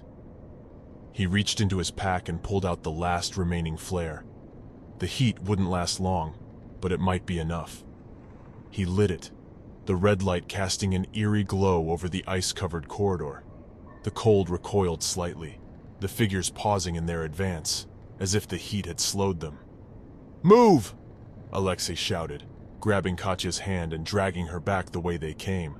But the flare flickered, and the cold began to press in again. The entity wasn't afraid of the heat. It was simply biding its time. They couldn't escape it. It was in the walls, in the snow, in the very air they breathed. It was everywhere. As they rounded a corner, Alexei felt the last bit of warmth slip away. His limbs grew heavy, his breath shallow. He looked at Katya, her eyes wide with terror, and realized that this was how it ended. Not with violence, but with silence. The frost crept up his legs, numbing him to the core. His vision blurred as the cold overtook him, and he could hear it now, the breathing. It wasn't just the wind, it was the entity, and it was inside him. In his last moments, as the cold consumed him entirely, Alexei understood the truth. The crew hadn't died. They hadn't vanished. They had become part of the entity, absorbed into the endless cold. And now, so had he. As the station fell into complete silence, the only sound left was the faint, rhythmic breathing of the snow. Story 4, Part 1. The Discovery of the Unmarked Tunnel. Masato's footsteps echoed through the tunnel, his flashlight sweeping across the damp stone walls. After 20 years working on Tokyo's subway system, he had grown used to its dark and claustrophobic spaces. But something about today felt different. The vibrations running through the ground were familiar, yet they carried an odd resonance, as if the earth itself was restless. A routine inspection had led Masato and his team of engineers deep beneath the city. The subway's extensive maze of tunnels required constant upkeep, but this time, they were responding to unusual complaints. Strange noises, subtle tremors, and cold drafts had been reported by workers over the last few weeks, though no one could explain why. Weird, huh? Kenta, one of Masato's team, remarked as they walked. I've never heard about vibrations like this before. Masato grunted in agreement but didn't respond. He was focused on the task at hand. The deeper they ventured, the colder the air became. Eventually, they reached a section of the tunnel that didn't appear on their maps. An old, rusted gate stood in front of them, blocking access to an unmarked corridor. Rika wiped dirt from a faded plaque on the wall next to the gate. "This isn't on the official blueprints," she said, her brow furrowing. "It's probably just an old, unused tunnel," Masato said, though there was something about the gate that unnerved him. It looked ancient, far older than anything they should have found in the newer sections of the subway. "We should report it," Hiroshi, the youngest member of the group, suggested, his voice edged with apprehension. Masato hesitated. He should have agreed, but instead, curiosity tugged at him. He had seen plenty of abandoned sections of the subway before, but something about this felt different. There was an eerie stillness in the air, a silence that felt alive, like the city was holding its breath. "We'll take a quick look," Masato decided, "just to see where it leads." The gate groaned open, the sound reverberating off the stone walls like a long-forgotten memory. Beyond, the tunnel stretched into darkness, the stone walls slick with moisture. The air felt different here, thicker, as though it had been trapped for decades. They stepped inside, their flashlights cutting through the blackness. The further they went, the older the tunnel seemed. The walls shifted from modern concrete to ancient stone, and strange symbols appeared on the surfaces, barely visible beneath layers of grime. Masato couldn't recognize the symbols. They looked archaic, almost ritualistic. "What is this place?" Kenta muttered, his voice barely above a whisper. Masato didn't answer. The tunnel felt wrong. Each step deeper seemed to weigh heavier on his chest. His flashlight flickered, momentarily plunging them into darkness. The beam returned, but something had changed. The silence wasn't empty anymore. It was filled with something lurking. Suddenly, Hiroshi screamed. Masato whipped around, his heart pounding. Hiroshi's flashlight clattered to the floor, spinning in the dark. He was gone. "Where did he go?" Rika cried, her voice trembling. "Hiroshi!" Masato shouted, his voice echoing in the emptiness. But there was no response, only the suffocating silence pressing down on them. "He was just here!" Kenta yelled, panic creeping into his voice. "He couldn't have just vanished!" Masato's mind raced. This was impossible. Hiroshi had been right next to them. There had been no sound, no struggle. He had simply disappeared. The flashlight flickered again, casting long shadows on the walls. The symbols seemed to shift, twisting in ways that made his head hurt. "We need to leave," Rika whispered, clutching her flashlight like a lifeline. Masato nodded, his instincts screaming at him to turn back. But as they retraced their steps, the tunnel began to change. The walls that had once been familiar now seemed foreign. The gate they had entered through was gone, replaced by endless stone. They were trapped. Part 2. Deeper into the darkness. The tunnel seemed to stretch, shifting subtly around them as though it were alive. The cold, damp air pressed in on Masato and his team, constricting their breath with every step. Panic threatened to take hold of them all. Hiroshi's disappearance had shaken the group to its core. One moment he was there, and the next, swallowed by the darkness. "This can't be real," Kenta muttered, his voice cracking. "There's no way the tunnel changed. We should be able to find our way out." Masato swallowed his own fear and tried to focus. He had been through dozens of tunnels, had seen plenty of old, forgotten parts of the system. But this wasn't right. The walls were older now, rough stone instead of concrete. The symbols that had been barely visible earlier were growing more pronounced, etched deeper into the walls, glowing faintly in the dim light. They looked ancient, alien even, with sharp angles and swirling patterns that made his skin crawl. "We have to stay calm," Masato said, though he was struggling to heed his own advice. "We'll find another way out." Rika shook her head, her eyes wide with terror. "What about Hiroshi? We can't just leave him." He's gone, Rika," Kenta stammered, clutching his flashlight tightly as if it were the only thing keeping him tethered to reality. "We need to save ourselves." A deep, throbbing hum reverberated through the tunnel, making the ground beneath their feet shudder. It was faint at first, barely audible, but it grew louder with each passing second. Masato froze, his flashlight flickering as the sound intensified. The hum wasn't mechanical. It didn't sound like anything he had ever heard in the subway system before. It was something far older, deeper, like a monstrous heartbeat emanating from the very walls. "We need to move, now," Masato ordered, his voice low and urgent. They pushed deeper into the tunnel, their footsteps echoing off the walls in a hollow rhythm. The path twisted and turned, every corner looking exactly the same. Masato felt disoriented, as if the tunnel were playing tricks on his mind, warping his perception of time and space. He glanced at his watch, but it had stopped. Time itself felt strange down here. Kenta stumbled over a rock, cursing under his breath. "This doesn't make any sense. We've been walking for hours, but we should have reached the maintenance gate by now." Masato didn't answer. He didn't know what to say.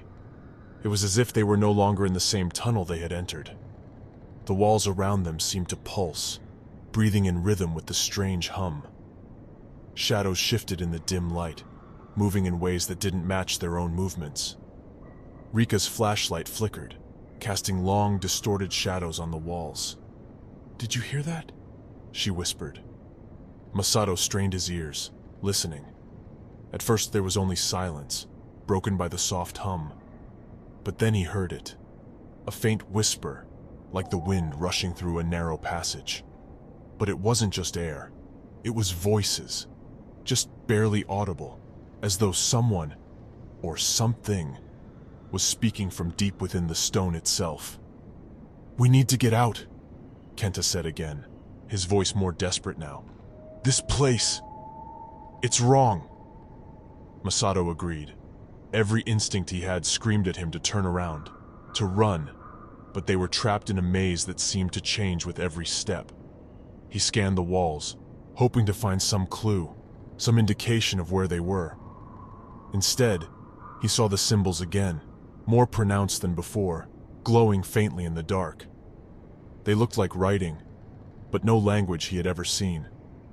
Suddenly, Rika let out a sharp gasp, her flashlight clattering to the ground. Masato spun around, his heart hammering in his chest. Rika was gone. "Rika!"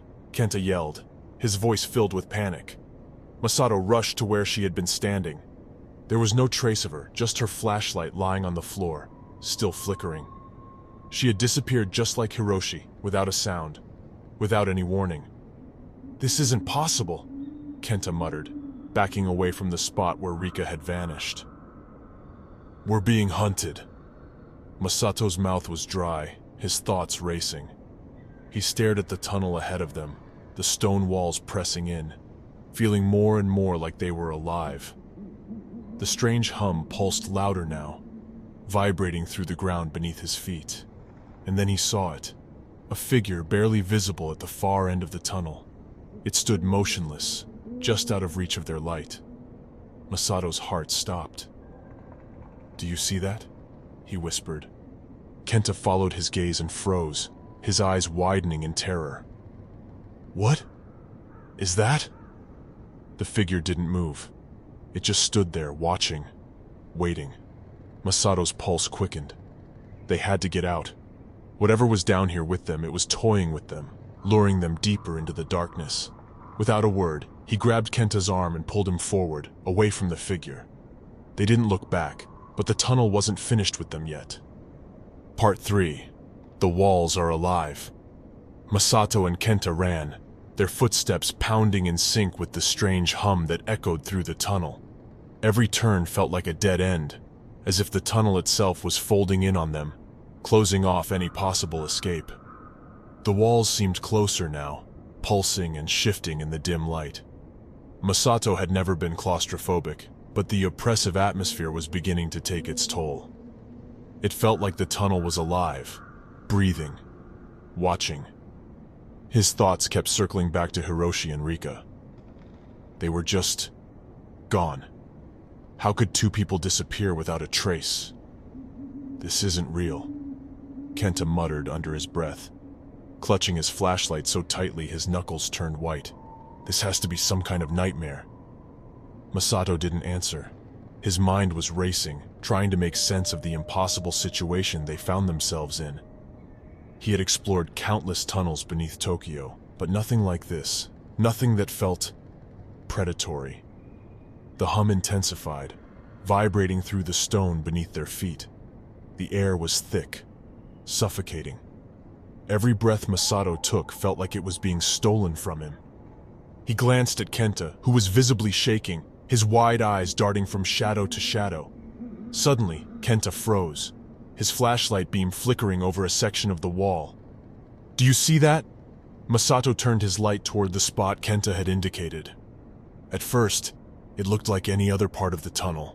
Rough stone, slick with moisture. But then he saw it. An imprint, barely visible, like a hand pressed into the stone. The walls were breathing. Masato stepped closer, his hand shaking as he reached out to touch the stone. It was warm. Too warm. Like flesh. He pulled his hand back, his stomach churning. The tunnel was alive. "We need to go back," Kenta whispered, his voice trembling. "We have to get out of here." Masato nodded, though deep down, he knew there was no way back. The tunnel had changed too much. It was shifting around them, trapping them deeper within its maze. They moved quickly, but the tunnel was relentless. The walls seemed to pulse, contracting and expanding, like a giant organism. The symbols on the walls shifted, almost as if they were alive, moving when Masato wasn't looking directly at them. "Masato!" Kenta's voice was barely audible. Masato turned, his flashlight revealing a sight that made his blood run cold. The wall beside them was moving. Not just pulsing, but actually shifting, as if something was pressing against it from the other side. He could see faint outlines of shapes, human shapes, pushing against the stone, as if they were trapped inside. "Run!" Masato shouted, pulling Kenta with him. They sprinted down the tunnel, their breath coming in ragged gasps. The whispers returned, louder now, echoing all around them. They weren't alone down here. Whatever was in the walls was watching, waiting. Masato's mind raced. They had to find an exit. There had to be a way out. But with every step, the tunnel seemed to shift, twisting and turning in ways that made no sense. They were being funneled deeper, led by the unseen force that controlled this place. The whispers grew louder, now distinct. Masato could almost make out words, though they were in a language he didn't understand. Kenta stumbled, falling to his knees, his flashlight clattering to the ground. Masato rushed to help him up, but Kenta's face was pale, his eyes wide with terror. "They're inside the walls," Kenta whispered. "They're watching us." Masato looked up, his heart pounding. The walls around them shifted, the shapes pressing closer, their outlines clearer now, faces, dozens of them. Twisted, grotesque faces, their mouths open in silent screams. And then, Kenta vanished. Part 4. The Forgotten History of the Tunnel. Masato's breath caught in his throat as Kenta vanished, just like the others. 1 second he was there, his flashlight flickering on the stone floor, and the next, gone, swallowed by the darkness without a sound. Panic surged through Masato, cold and paralyzing. He stood frozen, staring at the spot where Kenta had been moments before. The tunnel was alive, and it had taken him. It was taking all of them. The walls shifted again, the faces pressed into the stone seeming to writhe, their mouths moving silently as if trying to warn him. The whispers were louder now, growing in intensity, filling the air with words that Masato couldn't understand. The hum that had been so faint before now felt like a drumbeat inside his skull. He had to move, had to escape. Masato forced his legs to move, each step heavy as if the tunnel itself was dragging him down. His flashlight flickered as he stumbled forward, trying to find some semblance of direction. The walls pulsed with a sickly, organic rhythm, the stone warm beneath his touch. As he walked, the tunnel seemed to grow older, more ancient. The modern subway system was long behind him now. These walls were different, carved from rough stone, etched with strange symbols that twisted and writhed in the dim light. They looked like nothing Masato had ever seen before, alien, almost ritualistic. He stopped, his breath coming in shallow gasps. The air was heavy, thick with the scent of damp earth and decay. His mind raced, trying to make sense of what was happening.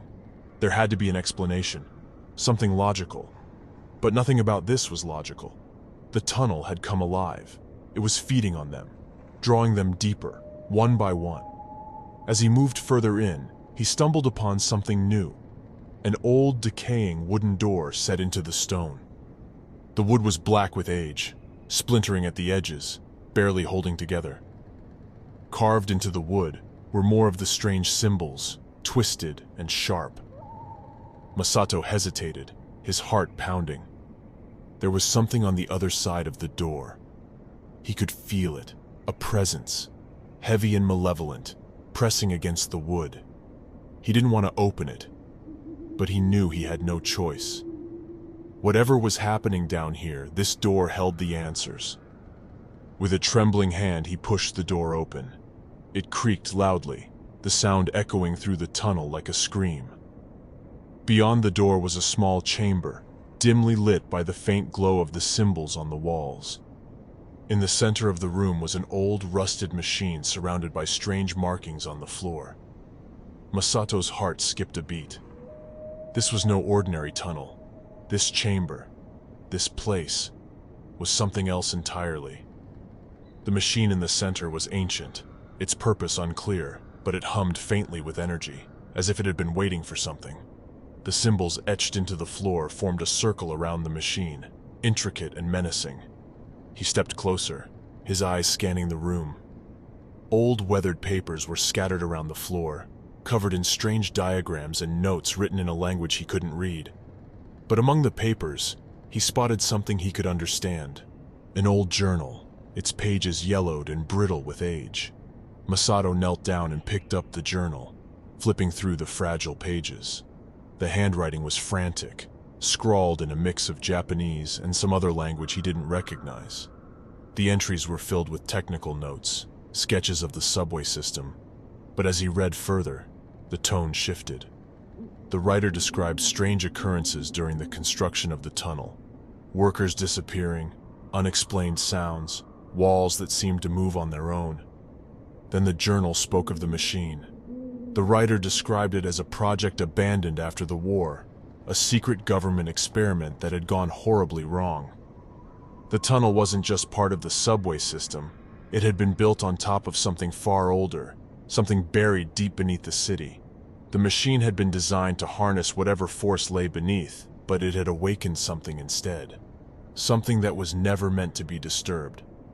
The last entry was barely legible, the handwriting shaky and uneven. The writer described seeing shadows in the walls, hearing voices calling to him from the stone. The tunnel had come alive, and it was hungry. He had been the last one left, just like Masato. Masato's hands trembled as he closed the journal. He was trapped, just like the workers who had built this place. The machine had unleashed something into the tunnels, something that had been lying in wait for decades, feeding on those foolish enough to wander too deep. He backed away from the machine, his heart racing. He had to find a way out before it was too late, but as he turned to leave the chamber, he saw it again, just outside the doorway. The figure. It stood at the edge of the shadows, watching him, its eyes hollow and dark. Masato's blood ran cold. He had seen it before, in the tunnel. It wasn't a person, it was something else, something that didn't belong here, and it was waiting for him. Part 5. Alone in the depths. Masato's legs felt like lead as he ran, his flashlight beam bouncing wildly off the stone walls. The figure hadn't moved from the doorway, but Masato knew it was following him. He could feel its eyes on his back, cold and unblinking, watching his every step. He didn't know how long he had been running. Time felt warped down here, stretched and distorted by the tunnel's shifting walls. Hours could have passed, or maybe just minutes. It didn't matter. All that mattered was finding a way out before whatever was hunting him caught up. The hum that had filled the air earlier was now deafening, vibrating through his skull, pulsing in time with his racing heartbeat. The walls around him seemed to close in, the faces pressing closer, their mouths twisted into silent screams. They were trapped here, just like him, and now the tunnel wanted him too. He stumbled to a halt, gasping for breath. The tunnel ahead split into two paths, both stretching into darkness. Masato hesitated, his heart pounding. There was no way to know which path would lead him to safety, and which would lead him deeper into the nightmare. A low whisper echoed through the tunnel, soft but clear. Masato tensed, his flashlight flickering. The voice was coming from the left path, faint and distorted, but unmistakably human. "Hiroshi?" he called out, his voice hoarse. There was no response, just the whispering, beckoning him forward. It sounded like Hiroshi, but at the same time, it didn't. The voice was wrong, too distant, too hollow. Masato's stomach twisted with dread. He didn't trust it, but he couldn't ignore the faint glimmer of hope that his colleague might still be alive. With a deep breath, Masato chose the left path, his steps slow and cautious. The tunnel narrowed as he went, the stone walls pressing closer until he could barely squeeze through. The air was colder here, thick with the stench of decay. The whispers grew louder, more insistent, but they weren't calling his name anymore. They were chanting something else, a word he couldn't understand, but it sent a shiver down his spine. He turned a corner and froze. The tunnel opened into a large cavern, far larger than any part of the subway he had ever seen. In the center of the cavern was a pit, dark and endless, surrounded by more of the strange symbols carved into the stone. The air was thick with a palpable sense of wrongness, as if the very ground was alive, pulsating with dark energy.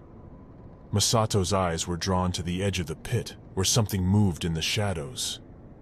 His flashlight flickered, casting a brief beam over the figure crouching there. It was Hiroshi. Masato's heart leapt in his chest. "Hiroshi!" he shouted, rushing toward him. But as he drew closer, he stopped dead in his tracks. Hiroshi turned slowly to face him, his eyes hollow, black as the pit behind him. His skin was pale, too pale, as if the life had been drained from his body. His mouth moved, but no sound came out, just the same hollow whispers that filled the tunnel. Masato stumbled back, his blood running cold. This wasn't Hiroshi, not anymore. The cavern rumbled, and the pit began to pulse, the ground beneath Masato's feet trembling. Something was coming, something ancient and hungry, rising from the depths to claim him, just as it had claimed Hiroshi. Masato turned and ran, the whispers following him, echoing in his mind. The tunnel twisted and warped around him, pulling him deeper, trapping him in its endless maze. The walls pulsed with life, the faces pressing closer, their eyes following him as he fled. He had to get out. He had to escape before the tunnel took him too. But as he ran, Masato realized something horrible. There was no way out. Part 6. The Escape. Masato's legs burned, his lungs screaming for air as he stumbled through the tunnel, his flashlight dimming with every passing second. He had been running for what felt like hours, but the tunnel only stretched further ahead, an endless, suffocating maze. The whispers followed him, growing louder, more insistent. The faces in the walls were closer now, their mouths open in silent screams, their eyes fixed on him, as if they were waiting for him to join them. But then, just when Masato thought he couldn't run anymore, he saw it. A faint light ahead, distant but unmistakable. Hope surged through him, a desperate, frantic hope that maybe, just maybe, he had found an exit. He pushed forward, his heart pounding. The light grew brighter, and soon he could make out the outline of a doorway at the end of the tunnel. Beyond it was open air, the soft glow of streetlights filtering in from the world above. Masato burst through the doorway, collapsing onto the ground outside. He gasped for breath, his entire body shaking with exhaustion. The cold night air felt like salvation. The distant hum of the city above ground a welcome reminder that he was still alive. For a moment, he just lay there, staring up at the night sky. He had escaped. He had survived. But as he sat up, something felt wrong. The world around him seemed distorted. The streetlights flickered, casting strange shadows across the ground. The buildings loomed unnaturally tall, their windows dark and lifeless. And the people walking by looked wrong. Their faces were twisted, their eyes hollow, black pits that seemed to swallow the light. Masato's heart pounded in his chest. He scrambled to his feet, backing away from the twisted figures. This wasn't Tokyo. This wasn't the city he knew. A cold realization crept over him, chilling him to his core. The tunnel hadn't let him go. It had never let him go. He turned, staring back at the doorway he had come through. It was gone. The street behind him was just another part of this twisted, distorted world, a nightmare from which there was no escape. Masato looked down at his hands, his breath catching in his throat. His fingers were changing, the skin twisting, stretching, just like the faces of the people around him. The tunnel had claimed him, and now there was no way out. Story 5, Part 1, The Setup. Eli Martin meticulously adjusted the dials on the control panel, fine-tuning the room's acoustics. The Echo Room was a marvel of engineering, a space designed to test how sound interacted with a controlled environment. But there was something unsettling about it. From the moment Eli stepped inside, he felt a pressure in the air, an almost imperceptible vibration under his feet, as though the room was alive. "Everything's almost ready," he called out to Anna Reyes, his colleague and the only other person who had access to the room. She was in the adjacent monitoring station, watching the data pour in. Anna's voice crackled over the intercom. "Looks good from here. You should be getting the right levels on the low frequencies now." Eli nodded to himself, running through the last few checks. What do you think, Anna? This setup feels different, like too perfect, you know? That's what we wanted, right? Perfection, she replied with a hint of sarcasm. But Eli couldn't shake the feeling that this room was beyond just a technical marvel. Dr. Raymond Cole, the enigmatic scientist who had spearheaded the project, had been particularly vague about what made this echo room so special. He had spoken of pushing the boundaries of sound technology, of creating a space where sound could be manipulated in ways never before imagined. And Eli, always one to rise to a challenge, had jumped at the chance to be part of it. Eli adjusted his headphones and prepared for the first test. The room fell eerily silent. He initiated a low hum, watching as the sound bounced off the walls in precise, controlled echoes. The sound waves created a perfect ripple effect on the screen, forming a pattern that should have been satisfying, but instead made Eli's skin prickle. Then, through the headphones, a faint noise broke through. A whisper, so soft that Eli almost thought it was feedback from the equipment. He frowned, isolating the audio to investigate. "Did you hear that?" he asked Anna, adjusting the volume. "Hear what?" "I don't know. Maybe nothing." Eli brushed it off and continued, but the whisper nagged at him. He ran the test again, this time amplifying the sound. The room responded, a perfect echo. And then, again, that strange noise, just on the edge of his perception. A distant whisper, almost like someone was calling his name. The air in the room felt heavier, but Eli didn't stop. He pushed the volume further, trying to isolate the anomaly. The whisper grew louder. "Help! Us!" This time the voice was unmistakable. Eli's heart raced. He yanked the headphones off, his pulse hammering in his ears. The room was silent. Too silent. Anna's voice came through the intercom again. "Eli, you okay in there?" Eli swallowed, glancing around the room. The hum of the equipment was steady, but something felt off. Yeah, I'm fine," he lied.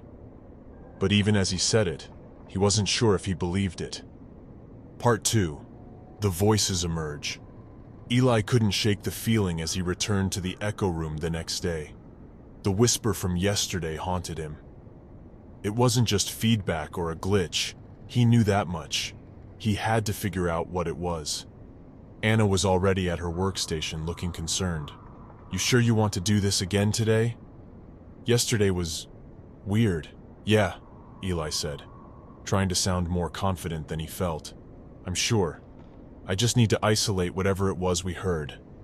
He entered the echo room, its strange, suffocating silence already unsettling him. Putting on his headphones, he initiated the test. The familiar low hum filled the space, bouncing off the walls. But almost immediately, the whisper returned. This time it was clearer. "Help us. Please." Eli froze. His skin prickled as the voice echoed around him. It wasn't just a single voice now. It sounded like several, faint and overlapping. A woman's voice, followed by a man's, all pleading. "Anna, can you hear that?" he asked, his voice tight. In the control room, Anna hesitated. "I hear something. It's faint, but what is that? Sounds like a voice." Eli's heart raced. "It is. It's real. Someone's trying to talk to us." Anna frowned at her screen. "That's impossible. The room's supposed to block out all interference." The voices grew louder, more distinct, as if they were coming closer. They weren't just whispers now. They were calling out, desperate. Eli's hands trembled as he adjusted the controls, trying to filter out the noise, but the voices only intensified. "We're trapped. They won't let us leave." The air in the room felt thicker, heavier. Eli's ears buzzed as the walls seemed to close in. He ripped off his headphones, but he could still hear the voices, faint but clear, as if they were inside his own head. "Anna, it's not just the equipment. Something's wrong here." Anna's voice crackled through the intercom, tense. "Eli, we need to stop this. Something's off. Let's talk to Dr. Cole before we keep going." But Eli couldn't stop now. The voices were growing louder, more insistent. He had to know where they were coming from. He had to know what they wanted. Part 3. Distortion. Eli couldn't shake the sense of urgency as he stared at the control panel, the whispers still echoing in his mind. There was something there. Something real, beyond a mere technical glitch. He was sure of it now. These weren't random sounds or artifacts of the equipment. These were voices, fragmented but pleading, as if calling out to him specifically. He needed to understand what was happening, no matter how unsettling it was. Against Anna's protests, Eli dove back into the data. He sat in front of his computer, isolating the frequencies, running filters to sharpen the voices. Every pass over the audio seemed to reveal a new layer, a more distinct whisper, a clearer phrase. He increased the sensitivity, pushing the equipment to its limits, hoping to catch something that could explain it all. "Please, get us out." The voice cracked through the headphones, sending a shiver down Eli's spine. He leaned forward, replaying it. This was no trick of the room's acoustics. This was human, desperate. "Eli, stop," Anna said, her voice firm as she stood behind him, watching over his shoulder. "We don't know what we're dealing with here." Eli shook his head. "I'm close, Anna. I just need more time. I can make this clearer." "Clearer? You're obsessed, Eli. This isn't just sound anymore," Anna snapped, her frustration evident. "We need to report this to Dr. Cole. Something's not right, and you know it." Eli glanced at her, realizing how pale she looked. He hadn't noticed before, but Anna was scared. She had every reason to be. Yet his curiosity was overpowering. "Just one more test," he said, almost pleading. "I promise after this, we'll talk to Cole." Reluctantly, Anna stepped back and nodded, though her eyes remained wary. She knew something wasn't right, but she couldn't deny that Eli was onto something they had never expected. He entered the echo room again, his heart pounding harder than it had before. As soon as the door sealed shut, the now familiar silence pressed in on him. He initiated the test, listening carefully as the first hum of sound filled the room. This time he pushed the equipment past its usual limits, amplifying the frequencies. He adjusted the gain, isolating the whispers. The voices came through immediately, louder than ever before. "They're watching. They won't let us leave." Eli's skin crawled as the voices reverberated around him, filling the room with an eerie resonance. It felt like they were circling him, surrounding him, their whispers growing closer, more urgent. Then, something strange began to happen.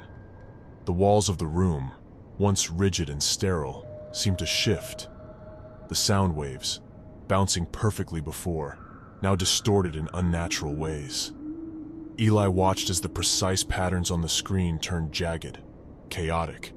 The clean echoes were no longer mathematical. They were twisted, unpredictable. The air itself seemed to pulse with the vibrations, and Eli felt a sudden pressure in his chest, as though the room were collapsing in on itself. He yanked off his headphones, but the voices were still there, loud and clear, not just in his ears but inside his head. "Help us! They're coming!" A cold sweat broke out on his forehead. His pulse raced as the room distorted further. The walls looked as if they were bending inward, warping in time with the rising crescendo of voices. His eyes darted around the space. It felt as though reality itself was breaking apart. Suddenly a voice broke through the others, clearer, stronger, and filled with an overwhelming malice. "You shouldn't be here!" Eli gasped and stumbled backward, his heart hammering in his chest. The voice wasn't just a whisper, it was deep, rumbling, like it came from something far older, far darker than the others. His breath came in short bursts as the room seemed to close in on him, the walls shifting, narrowing, the sound crashing around him like a storm. "Eli! Get out of there!" Anna's voice blasted through the intercom, snapping him back to the present. She was frantically hitting the door release, but it wasn't responding. She slammed her hands against the glass, her face filled with panic. "I can't open the door. It's locked. You need to get out." He rushed to the control panel inside the room, his fingers trembling as he tried to shut off the system. But the buttons wouldn't respond. The room was out of control, the sound warping reality itself. The malevolent voice came again, this time deeper, closer. "You don't belong here." Eli's vision blurred as the air grew heavy, like the room was suffocating him. He could barely hear Anna's panicked voice through the thick, pulsating hum. His body felt sluggish, weighed down by the sheer pressure of the sound.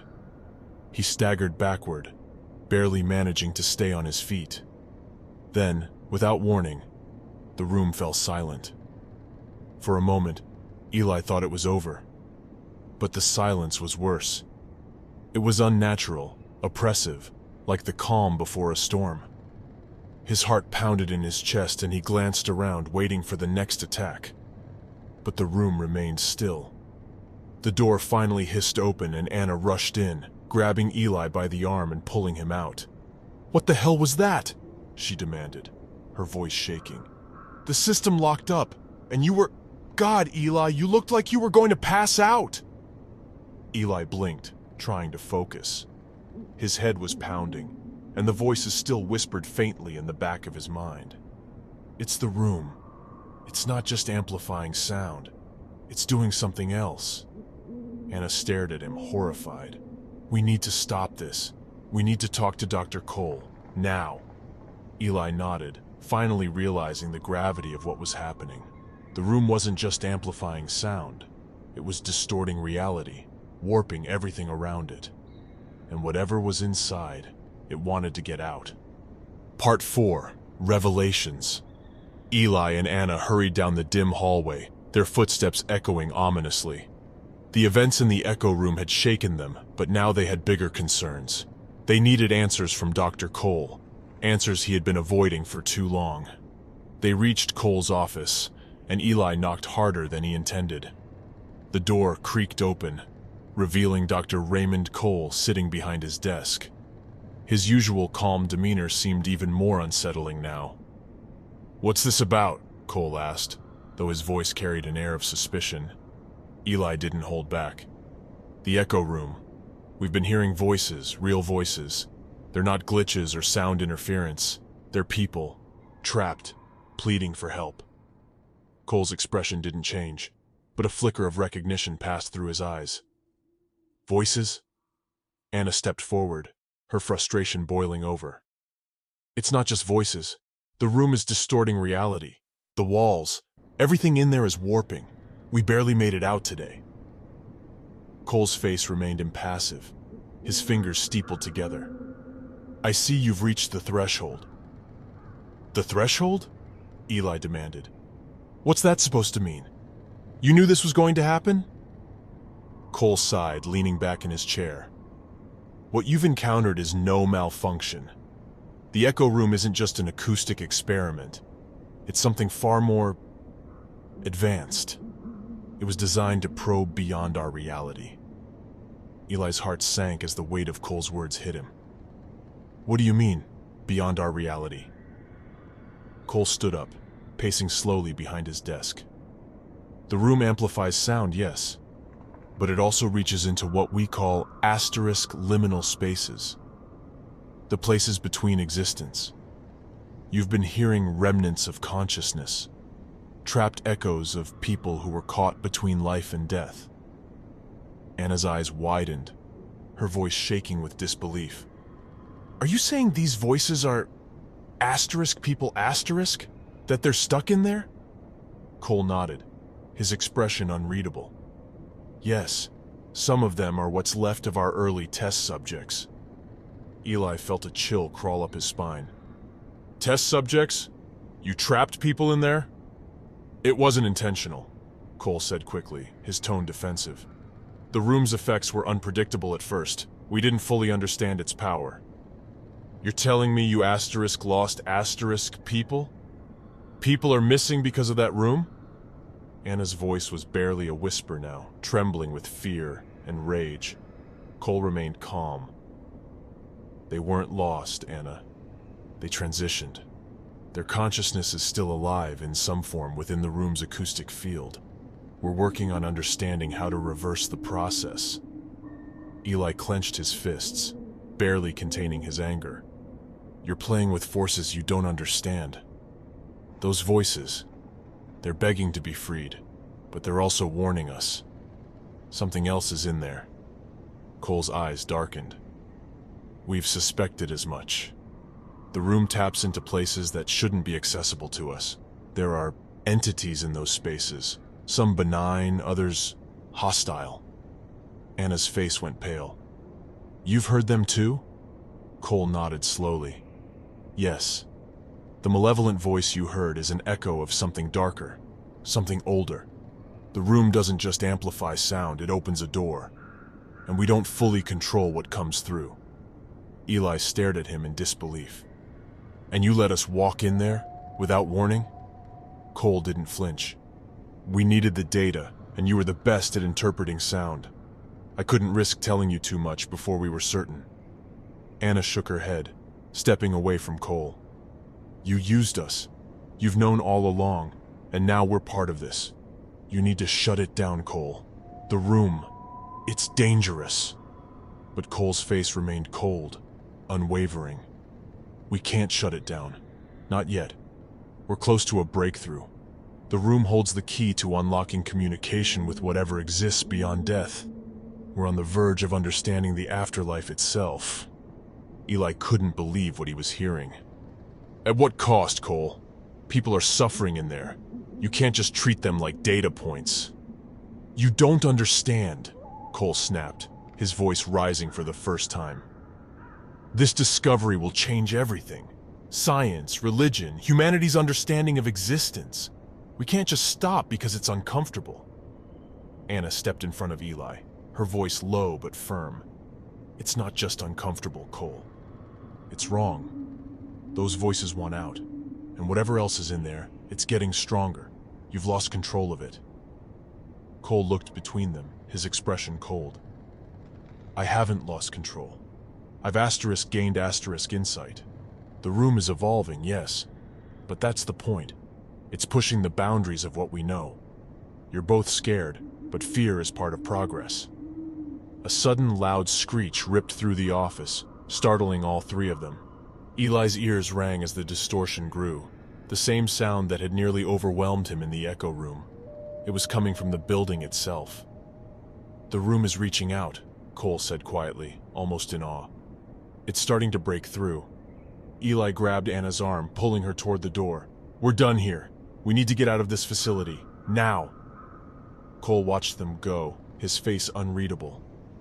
As Eli and Anna hurried down the hall, the walls themselves seemed to vibrate with an unnatural energy. The voices were no longer just inside the echo room. They were spreading. Whatever had been trapped inside was no longer content to stay there. Part 5. Breaking Point. Eli and Anna burst through the main entrance of the facility, their breaths ragged and hearts pounding. The unsettling sounds they had heard earlier seemed to follow them, echoing down the sterile corridors like ghosts of their ordeal. Every step they took felt heavy, as if the building itself resisted their escape. We need to find the main power switch, Eli panted, glancing over his shoulder. If we can shut everything down, maybe we can stop whatever's coming through. Anna nodded, her eyes darting nervously around. The control room is this way. We have to hurry before the sounds get any worse. They sprinted down the hallway, the lights flickering intermittently as the facility seemed to respond to their movements. The screeches and whispers grew louder, morphing into a cacophony that threatened to overwhelm their senses. Doors they passed were ajar, revealing empty offices and abandoned equipment, remnants of the chaos unfolding within the building. As they reached the control room, Eli fumbled with his ID card, his hands shaking. The door slid open with a hiss, revealing a room filled with monitors and switches. At the center stood Dr. Cole, his back to them, intently watching multiple screens. "Dr. Cole!" Eli shouted, pushing past Anna. "We need to shut everything down now!" Cole turned slowly, his expression unreadable. "You're too late, Eli. The room has evolved beyond our control. It's already influencing the entire facility. Anna stepped forward, desperation in her voice. Please, Cole. You have to help us stop this. Cole sighed, running a hand through his hair. There's no stopping it. The Echo Room is creating a bridge between our world and something else. It's growing. Eli clenched his fists. Then help us close that bridge. Cole shook his head. I've tried. But the more we interfere, the stronger it becomes. The entities on the other side are resisting. Anna glanced at Eli, fear etched on her face. There has to be another way. Maybe we can reverse the polarity or disrupt the frequencies. Cole considered this for a moment. It's possible, but it would require manual override. I'll need your assistance to access the mainframe. Without hesitation, Eli and Anna moved to the consoles. Cole guided them through the complex system, his hands steady despite the chaos around them. The sounds outside intensified, the building groaning under the strain of the Echo Room's influence. Almost there, Cole muttered, typing rapidly. Once we initiate the shutdown sequence, there's no guarantee it will work. But it's our only shot. Eli glanced at Anna, who gave him a determined nod. Let's do it. Cole initiated the sequence, and the monitors flickered as the system began to power down. The room trembled, and the cacophony outside reached a fever pitch. Shadows danced on the walls, twisted forms trying to seep into their reality. Hold on, Cole instructed. We need to stay calm. As the shutdown progressed, the sounds started to diminish, the oppressive energy lifting slightly. But just as they thought they were succeeding, the main screen went black, and a deep, resonant voice filled the room. You cannot close the bridge.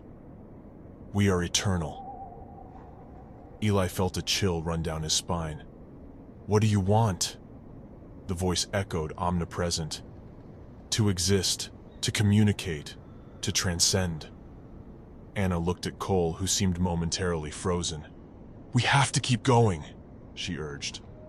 Cole nodded, ignoring the voice. Eli, Anna, complete the shutdown now. With a final flurry of keystrokes, the system began to power down completely.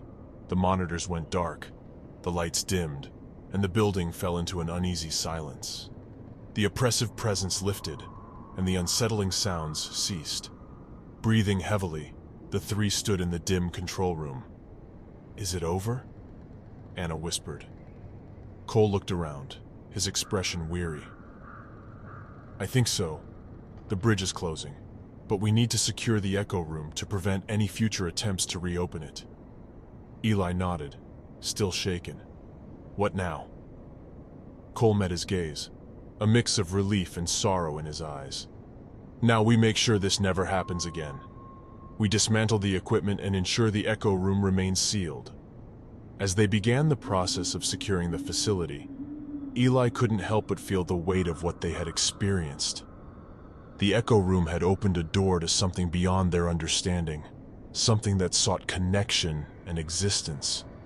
They had closed that door, but the implications of their discovery would linger, a haunting reminder of the thin veil between their world and the unknown. Outside, the first rays of dawn pierced through the windows, bringing a semblance of normalcy. But inside, the echoes of their encounter would forever mark their lives, a testament to the dangers of probing too deeply into the mysteries of existence. Part 6, the final transmission. The morning light bathed the hallway in a soft glow as Eli, Anna, and Dr. Cole slowly made their way back to the Echo Room. Despite the apparent success of the shutdown, Eli couldn't shake the gnawing feeling in the pit of his stomach. Something about Cole's demeanor still bothered him, his cold acceptance of the chaos they had just barely survived. As they reached the Echo Room, Eli hesitated. The door loomed ahead, silent but somehow still threatening. The faintest hum buzzed in the air, almost imperceptible, but enough to send a chill down his spine. We need to dismantle everything, Cole said, his voice eerily calm. Every piece of equipment, every cable. Nothing can remain. Anna frowned, glancing at Eli before addressing Cole. What if we don't? What if the room is still alive? Cole's gaze lingered on the door. If we leave even a fragment of the system, it could reactivate. The room has evolved beyond its original purpose. It's no longer just a tool, it's a gateway. We can't risk it. Eli stepped forward, nodding grimly. Let's get this over with. They entered the room, the oppressive silence greeting them once more. The equipment stood there, dormant, but it felt like a predator lying in wait. The once familiar control panels now looked like relics of something dangerous, something that had reached beyond the limits of human understanding. Anna and Eli began disconnecting the equipment, carefully dismantling the array of speakers, microphones, and monitors. Each piece they removed felt like a small victory, like they were stripping the room of its power. Cole stood at the door, watching them work, his face expressionless. But then, just as Eli was about to pull the last cable, a sharp, high-pitched sound sliced through the air. His hand froze, the cable still in his grip. "Did you hear that?" Anna whispered, her voice barely audible. Eli nodded slowly, his heart pounding. The sound was faint but unmistakable. A voice, distant yet familiar, whispering from the very walls of the room. "Help us!" Eli turned to Cole, his eyes wide. "I thought we shut it down." Cole's expression remained cold. "We did." Anna shook her head, stepping back from the equipment. "Then why are the voices still here?" The room's air seemed to thicken, the atmosphere becoming heavy with the same suffocating energy they had felt before. Eli's breath caught in his throat as the voice grew louder, multiplying, a chorus of desperate whispers echoing through the chamber. "We're still here! Trapped!" Eli's stomach dropped. The voices weren't just echoes of the past. They were still there, alive, conscious. Whatever had happened to the test subjects, they hadn't been released. The shutdown had failed. "They're not gone," Anna said, her voice cracking. "We didn't free them." Cole didn't respond, his eyes fixed on the wall behind them. It was then that Eli noticed something strange, a dark shadow creeping along the surface of the wall, almost like smoke but denser, more tangible. It pulsed in time with the voices, growing as the whispers intensified. "Cole!" Eli's voice wavered. "What's happening?" Cole finally spoke, his voice low and resigned. "The room, it's stronger than we thought. It's found a way to persist, even without power." Before Eli could respond, the shadow on the wall began to twist, forming shapes, faces, distorted and anguished, pressing against the walls as though they were trying to break through. The voices crescendoed, overlapping one another, their pleas growing desperate. "Let us out! Let us out!"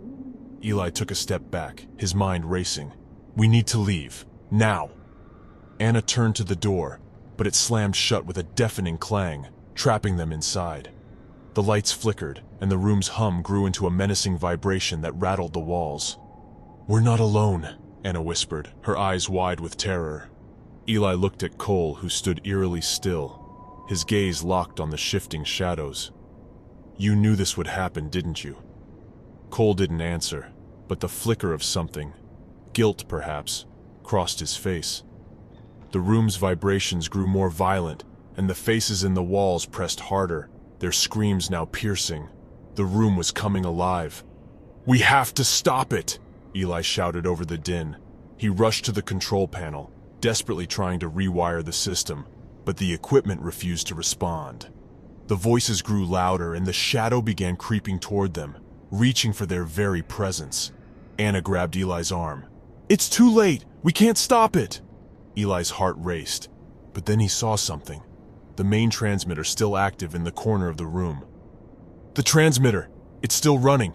That's how it's staying open!" Without thinking, Eli sprinted toward the device, ripping it from the wall. The moment he severed the connection, the room let out a deafening screech, and the shadows recoiled violently. The lights flickered one final time before plunging the room into darkness. For a long moment, there was nothing but silence. The oppressive hum, the voices, all of it was gone. Eli's breath came in ragged gasps, his fingers still clutching the disconnected transmitter. The door clicked open, its lock releasing with an ominous hiss. Cole stood by the exit, his face pale, his eyes hollow. "It's over," Eli whispered, though he wasn't sure if he believed it. Cole shook his head slowly. "No, Eli, it's not over." From the darkness of the room, a single voice whispered, faint but unmistakable.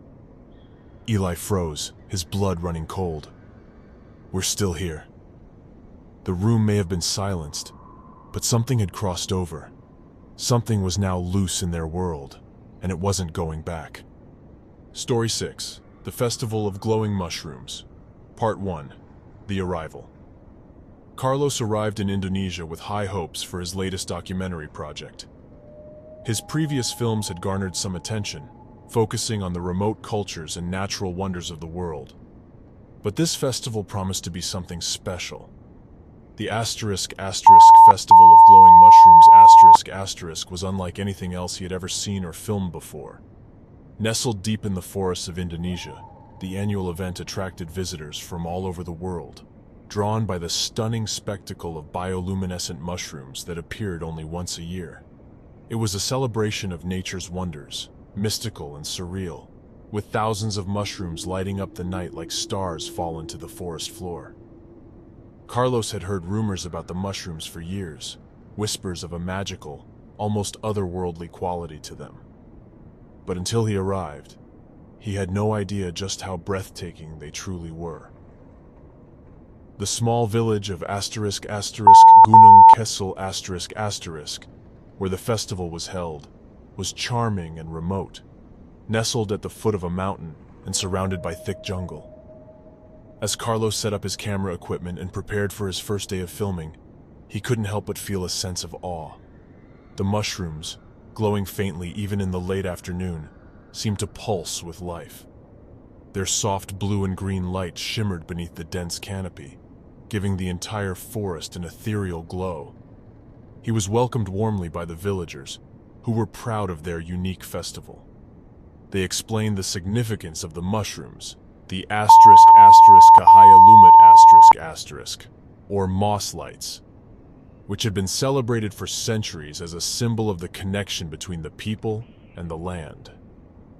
Legend had it that the mushrooms had once been the spirits of the forest, and when they glowed, it meant the forest was watching, protecting those who respected its balance.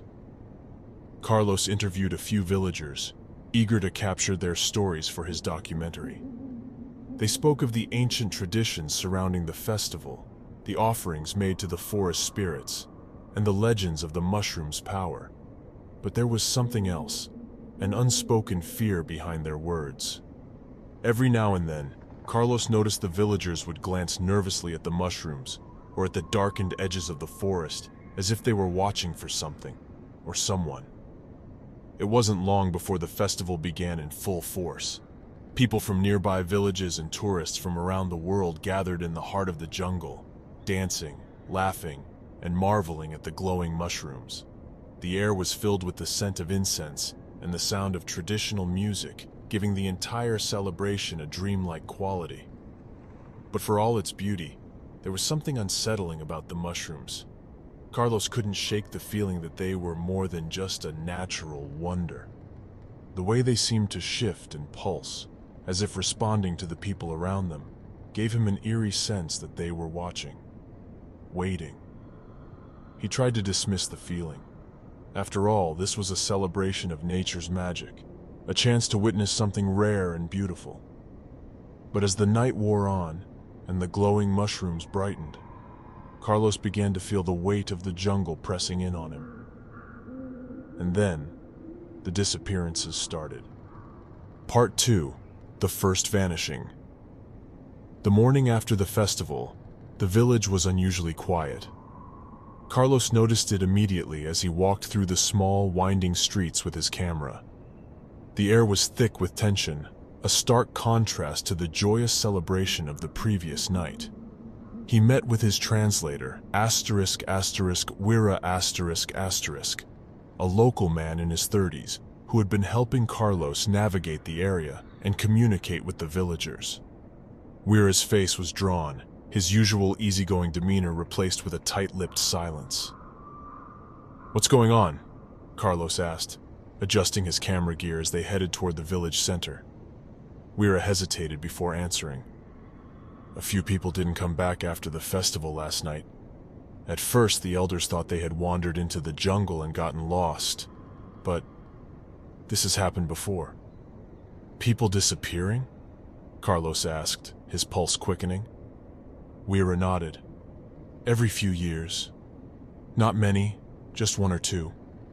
The villagers don't like to talk about it, but it's as if the forest takes them." Carlos stopped in his tracks, gripping his camera tightly. "Takes them?" "There are stories," Weira said quietly, glancing nervously toward the forest. "About the mushrooms.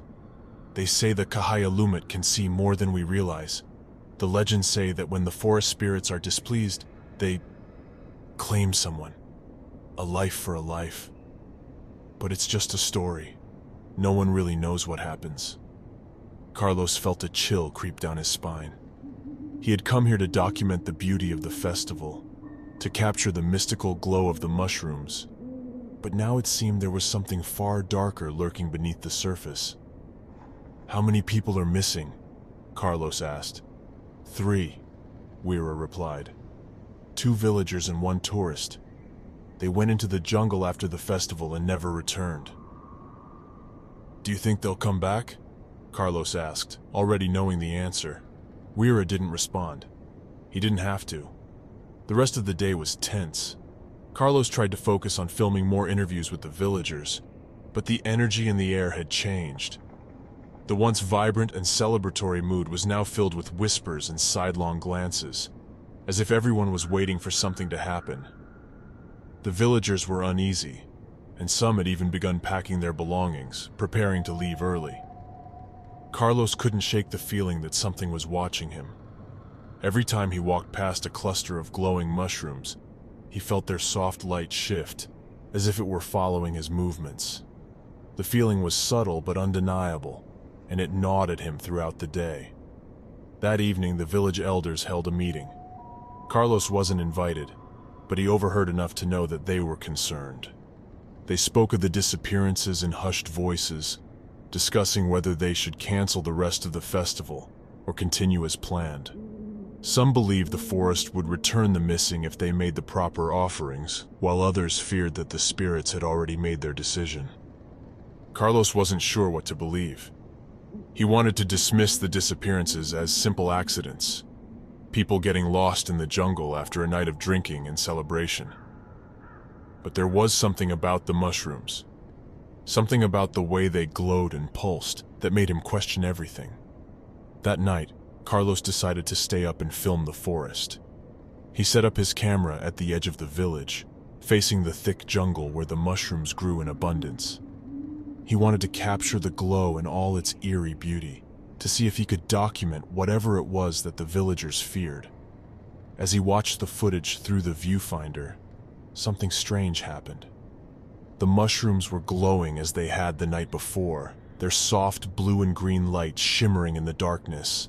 But then, as the minutes passed, Carlos noticed the light seemed to intensify. The mushrooms began to pulse more rapidly, their glow becoming brighter, more erratic. And then, he saw it. A figure, barely visible, moving between the trees. It was humanoid, but something about it was wrong. Its movements were too fluid, too unnatural. The figure seemed to flicker in and out of the light, almost like a shadow. But the mushrooms brightened wherever it passed, as if drawn to it. Carlos's heart raced.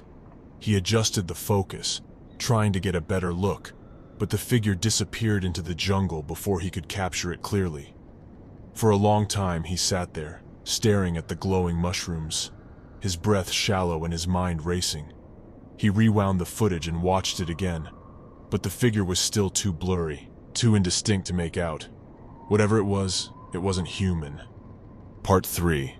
Strange Shadows. Carlos didn't sleep that night. His mind was too preoccupied with what he had seen, or thought he had seen. The figure moving through the forest haunted him. It couldn't have been one of the missing villagers or tourists. The way it moved, the way the mushrooms reacted to its presence, it was unlike anything he had ever encountered before. The next morning, Huayra found Carlos at the edge of the village, still staring into the jungle. "Carlos, you look terrible," he said with concern. "Did you sleep at all?" Carlos shook his head. "I saw something last night, Huayra, in the jungle. It wasn't human." Huayra frowned, glancing nervously at the mushrooms that lined the path leading into the forest. "What do you mean? What did you see?" "I don't know," Carlos admitted, rubbing his eyes. "It was like a shadow, but it moved in a way that wasn't natural. And the mushrooms, they reacted to it. They got brighter when it passed by." Huayra's face darkened. "We should leave. Now." Carlos blinked, surprised by the urgency in his voice. "Leave? What about the documentary?" Huayra shook his head. "Forget the documentary. If you saw something in the forest, we're not safe here. The villagers know it too. They're scared, Carlos. They think the spirits are angry." Carlos opened his mouth to protest, but Huayra cut him off. "You've already filmed enough. You've captured the beauty of the mushrooms, the stories of the people. But if you stay, you'll become part of the story." There was a weight to Huayra's words that Carlos couldn't ignore. He had spent years traveling to remote parts of the world, documenting strange and mysterious places. But this felt different. The fear in the villagers' eyes, the disappearances, the shadow in the forest. It was all building towards something he didn't fully understand. "I'll pack my things," Carlos said finally, though part of him was reluctant to leave. Huayra nodded, relieved. "We'll leave tonight, as soon as the sun sets." As the sun dipped below the horizon, casting long shadows over the village, Carlos and Huayra made their final preparations. They packed quickly, knowing that the forest would soon be bathed in the eerie glow of the mushrooms again. The plan was to make a quick escape before nightfall, before whatever lurked in the jungle had a chance to claim more victims. But as they prepared to leave, a scream pierced the air. Carlos and Huayra froze, exchanging a terrified glance before running toward the source of the sound. They reached the edge of the village just as several of the villagers emerged from their homes, their faces pale with fear. One of the women pointed toward the jungle, her voice trembling. "He's gone! My brother. He went into the forest to look for his friends. And now he's gone!" Carlos felt a cold sweat break out across his skin. The disappearances were happening again. Huayra grabbed Carlos's arm. "We need to go now." Carlos hesitated, his mind racing. Part of him knew Huayra was right. There was nothing they could do to help the missing villagers. But the documentarian in him, the part of him that was always searching for the truth, wouldn't let him walk away so easily. "We need to see what's out there," Carlos said, his voice shaky but resolute. "We need to understand what's happening." Huayra looked at him as if he were crazy. "Carlos, this isn't some mystery to solve. This is real, and it's dangerous. People are disappearing." But Carlos had made up his mind. He couldn't leave without knowing more, without finding some explanation for the strange events unfolding in Gunung Kessel. The camera felt heavy in his hands, but it also felt like the only weapon he had against the unknown. "I have to see it," he insisted. "I have to film it." Huayra stared at him for a long moment before shaking his head. "Fine, but we stay close to the village. We're not going deep into the jungle." Carlos nodded, though his heart was pounding with a mixture of fear and anticipation. Together, they made their way toward the edge of the forest, where the glowing mushrooms began to pulse faintly in the growing darkness. The soft blue-green light illuminated the path, casting eerie shadows that danced along the ground. Carlos held his camera up, filming everything as they moved deeper into the jungle. The air was thick with humidity, and the sounds of the forest were unnervingly quiet. It was as if the jungle itself was holding its breath, waiting for something to happen. As they reached a clearing, Carlos spotted something strange, a ring of mushrooms, glowing brighter than the others. They pulsed in unison, their light almost hypnotic, drawing him closer. "Carlos," Weira whispered, his voice filled with warning. "We shouldn't be here." But Carlos didn't listen. He approached the glowing ring, his camera capturing every moment, every pulse of light. There was something mesmerizing about the way the mushrooms moved, almost as if they were alive, responding to his presence. And then, out of the corner of his eye, he saw it again. The shadow. It flickered at the edge of the clearing, barely visible, but Carlos knew it was the same figure he had seen the night before. His heart raced as he adjusted the focus on his camera, trying to capture the figure more clearly. But the moment he did, the mushroom's glow intensified, blinding him. He stumbled back, blinking rapidly, trying to regain his vision. When he looked again, the shadow was gone. "Carlos!" Weira shouted, grabbing his arm. "We have to go!" Carlos's mind was spinning. The mushrooms, had they reacted to the shadow? Had they somehow protected it or summoned it? The questions swirled in his mind, but there was no time for answers. They fled the clearing, racing back toward the village, but the sense of being watched never left them. Carlos couldn't shake the feeling that something was following them, something that moved through the shadows, unseen but always present. Part 4. The Final Revelation. When they returned to the village, it was in chaos. More people had gone missing, and the villagers were in a panic, some packing their belongings, others preparing to make offerings to the forest spirits in a desperate attempt to appease them. Carlos and Weira retreated to their small lodging, breathless and shaken.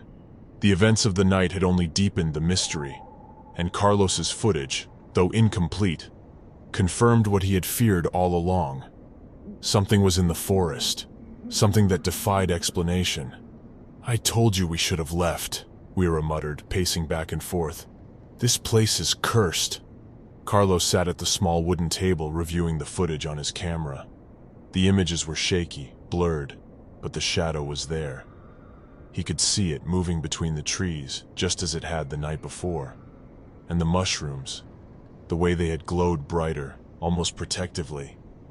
It was as if they were alive, aware of what was happening around them. Carlos rewound the footage, watching the glowing ring of mushrooms again. The light they emitted had been so intense, so blinding, but there was something more, something he hadn't noticed before. In the split second before the light had intensified, just before the shadow had disappeared, Carlos had caught a glimpse of something. A face. Pale, ghostly, barely visible in the darkness. It wasn't human. His breath caught in his throat as he stared at the frame, his mind racing. The legends, the stories of the mushrooms being the spirits of the forest, they weren't just myths. There was something ancient, something alive in the forest, and it was using the mushrooms as a conduit. Carlos knew now why the villagers were so afraid. The mushrooms weren't just a natural phenomenon. They were part of something much bigger, something far more dangerous. The missing people, the disappearances, they weren't accidents. The forest had claimed them. As he sat there, staring at the screen, a chilling thought crossed his mind. Asterisk, asterisk. The forest had been watching them all along. But it wasn't just the forest. Carlos felt a presence behind him. Slowly he turned, his heart hammering in his chest. The figure stood in the doorway, barely visible in the dim light. It was the same shadow he had seen in the forest, the same presence that had been following him since the festival began. But now, it was here, in the village, standing just a few feet away. Carlos's throat tightened. His camera was still running, filming everything, but he didn't move. He couldn't. The shadow stepped closer, its form shifting, flickering in the light. And as it moved, Carlos saw them. The mushrooms outside the window, glowing brighter and brighter, their light pulsing in time with the shadow's movements. The mushrooms had been watching all along. And now, They had come for him. Part 5. The Vanishing. The last thing Carlos remembered was the glowing mushrooms, their light so bright it consumed everything in his vision. He couldn't see the shadow anymore, couldn't see Weira or the village, just the light, pulsing, alive. And then everything went dark. When he awoke, he was lying on the forest floor, surrounded by the soft glow of the mushrooms. The village was gone. Weira was gone. It was as if the world had shifted, and he was the only one left. His camera lay beside him, the lens cracked but still recording. He picked it up, his hands trembling, and turned it toward the forest. The mushrooms glowed faintly, their light softer now, almost peaceful. But Carlos knew better. He had seen the truth. The forest was alive, and the mushrooms were its eyes, watching, waiting for the next person to claim. As he stood up, his legs weak and unsteady, he realized something chilling. He had become part of the story. And somewhere, deep in the forest, the shadow was still watching him.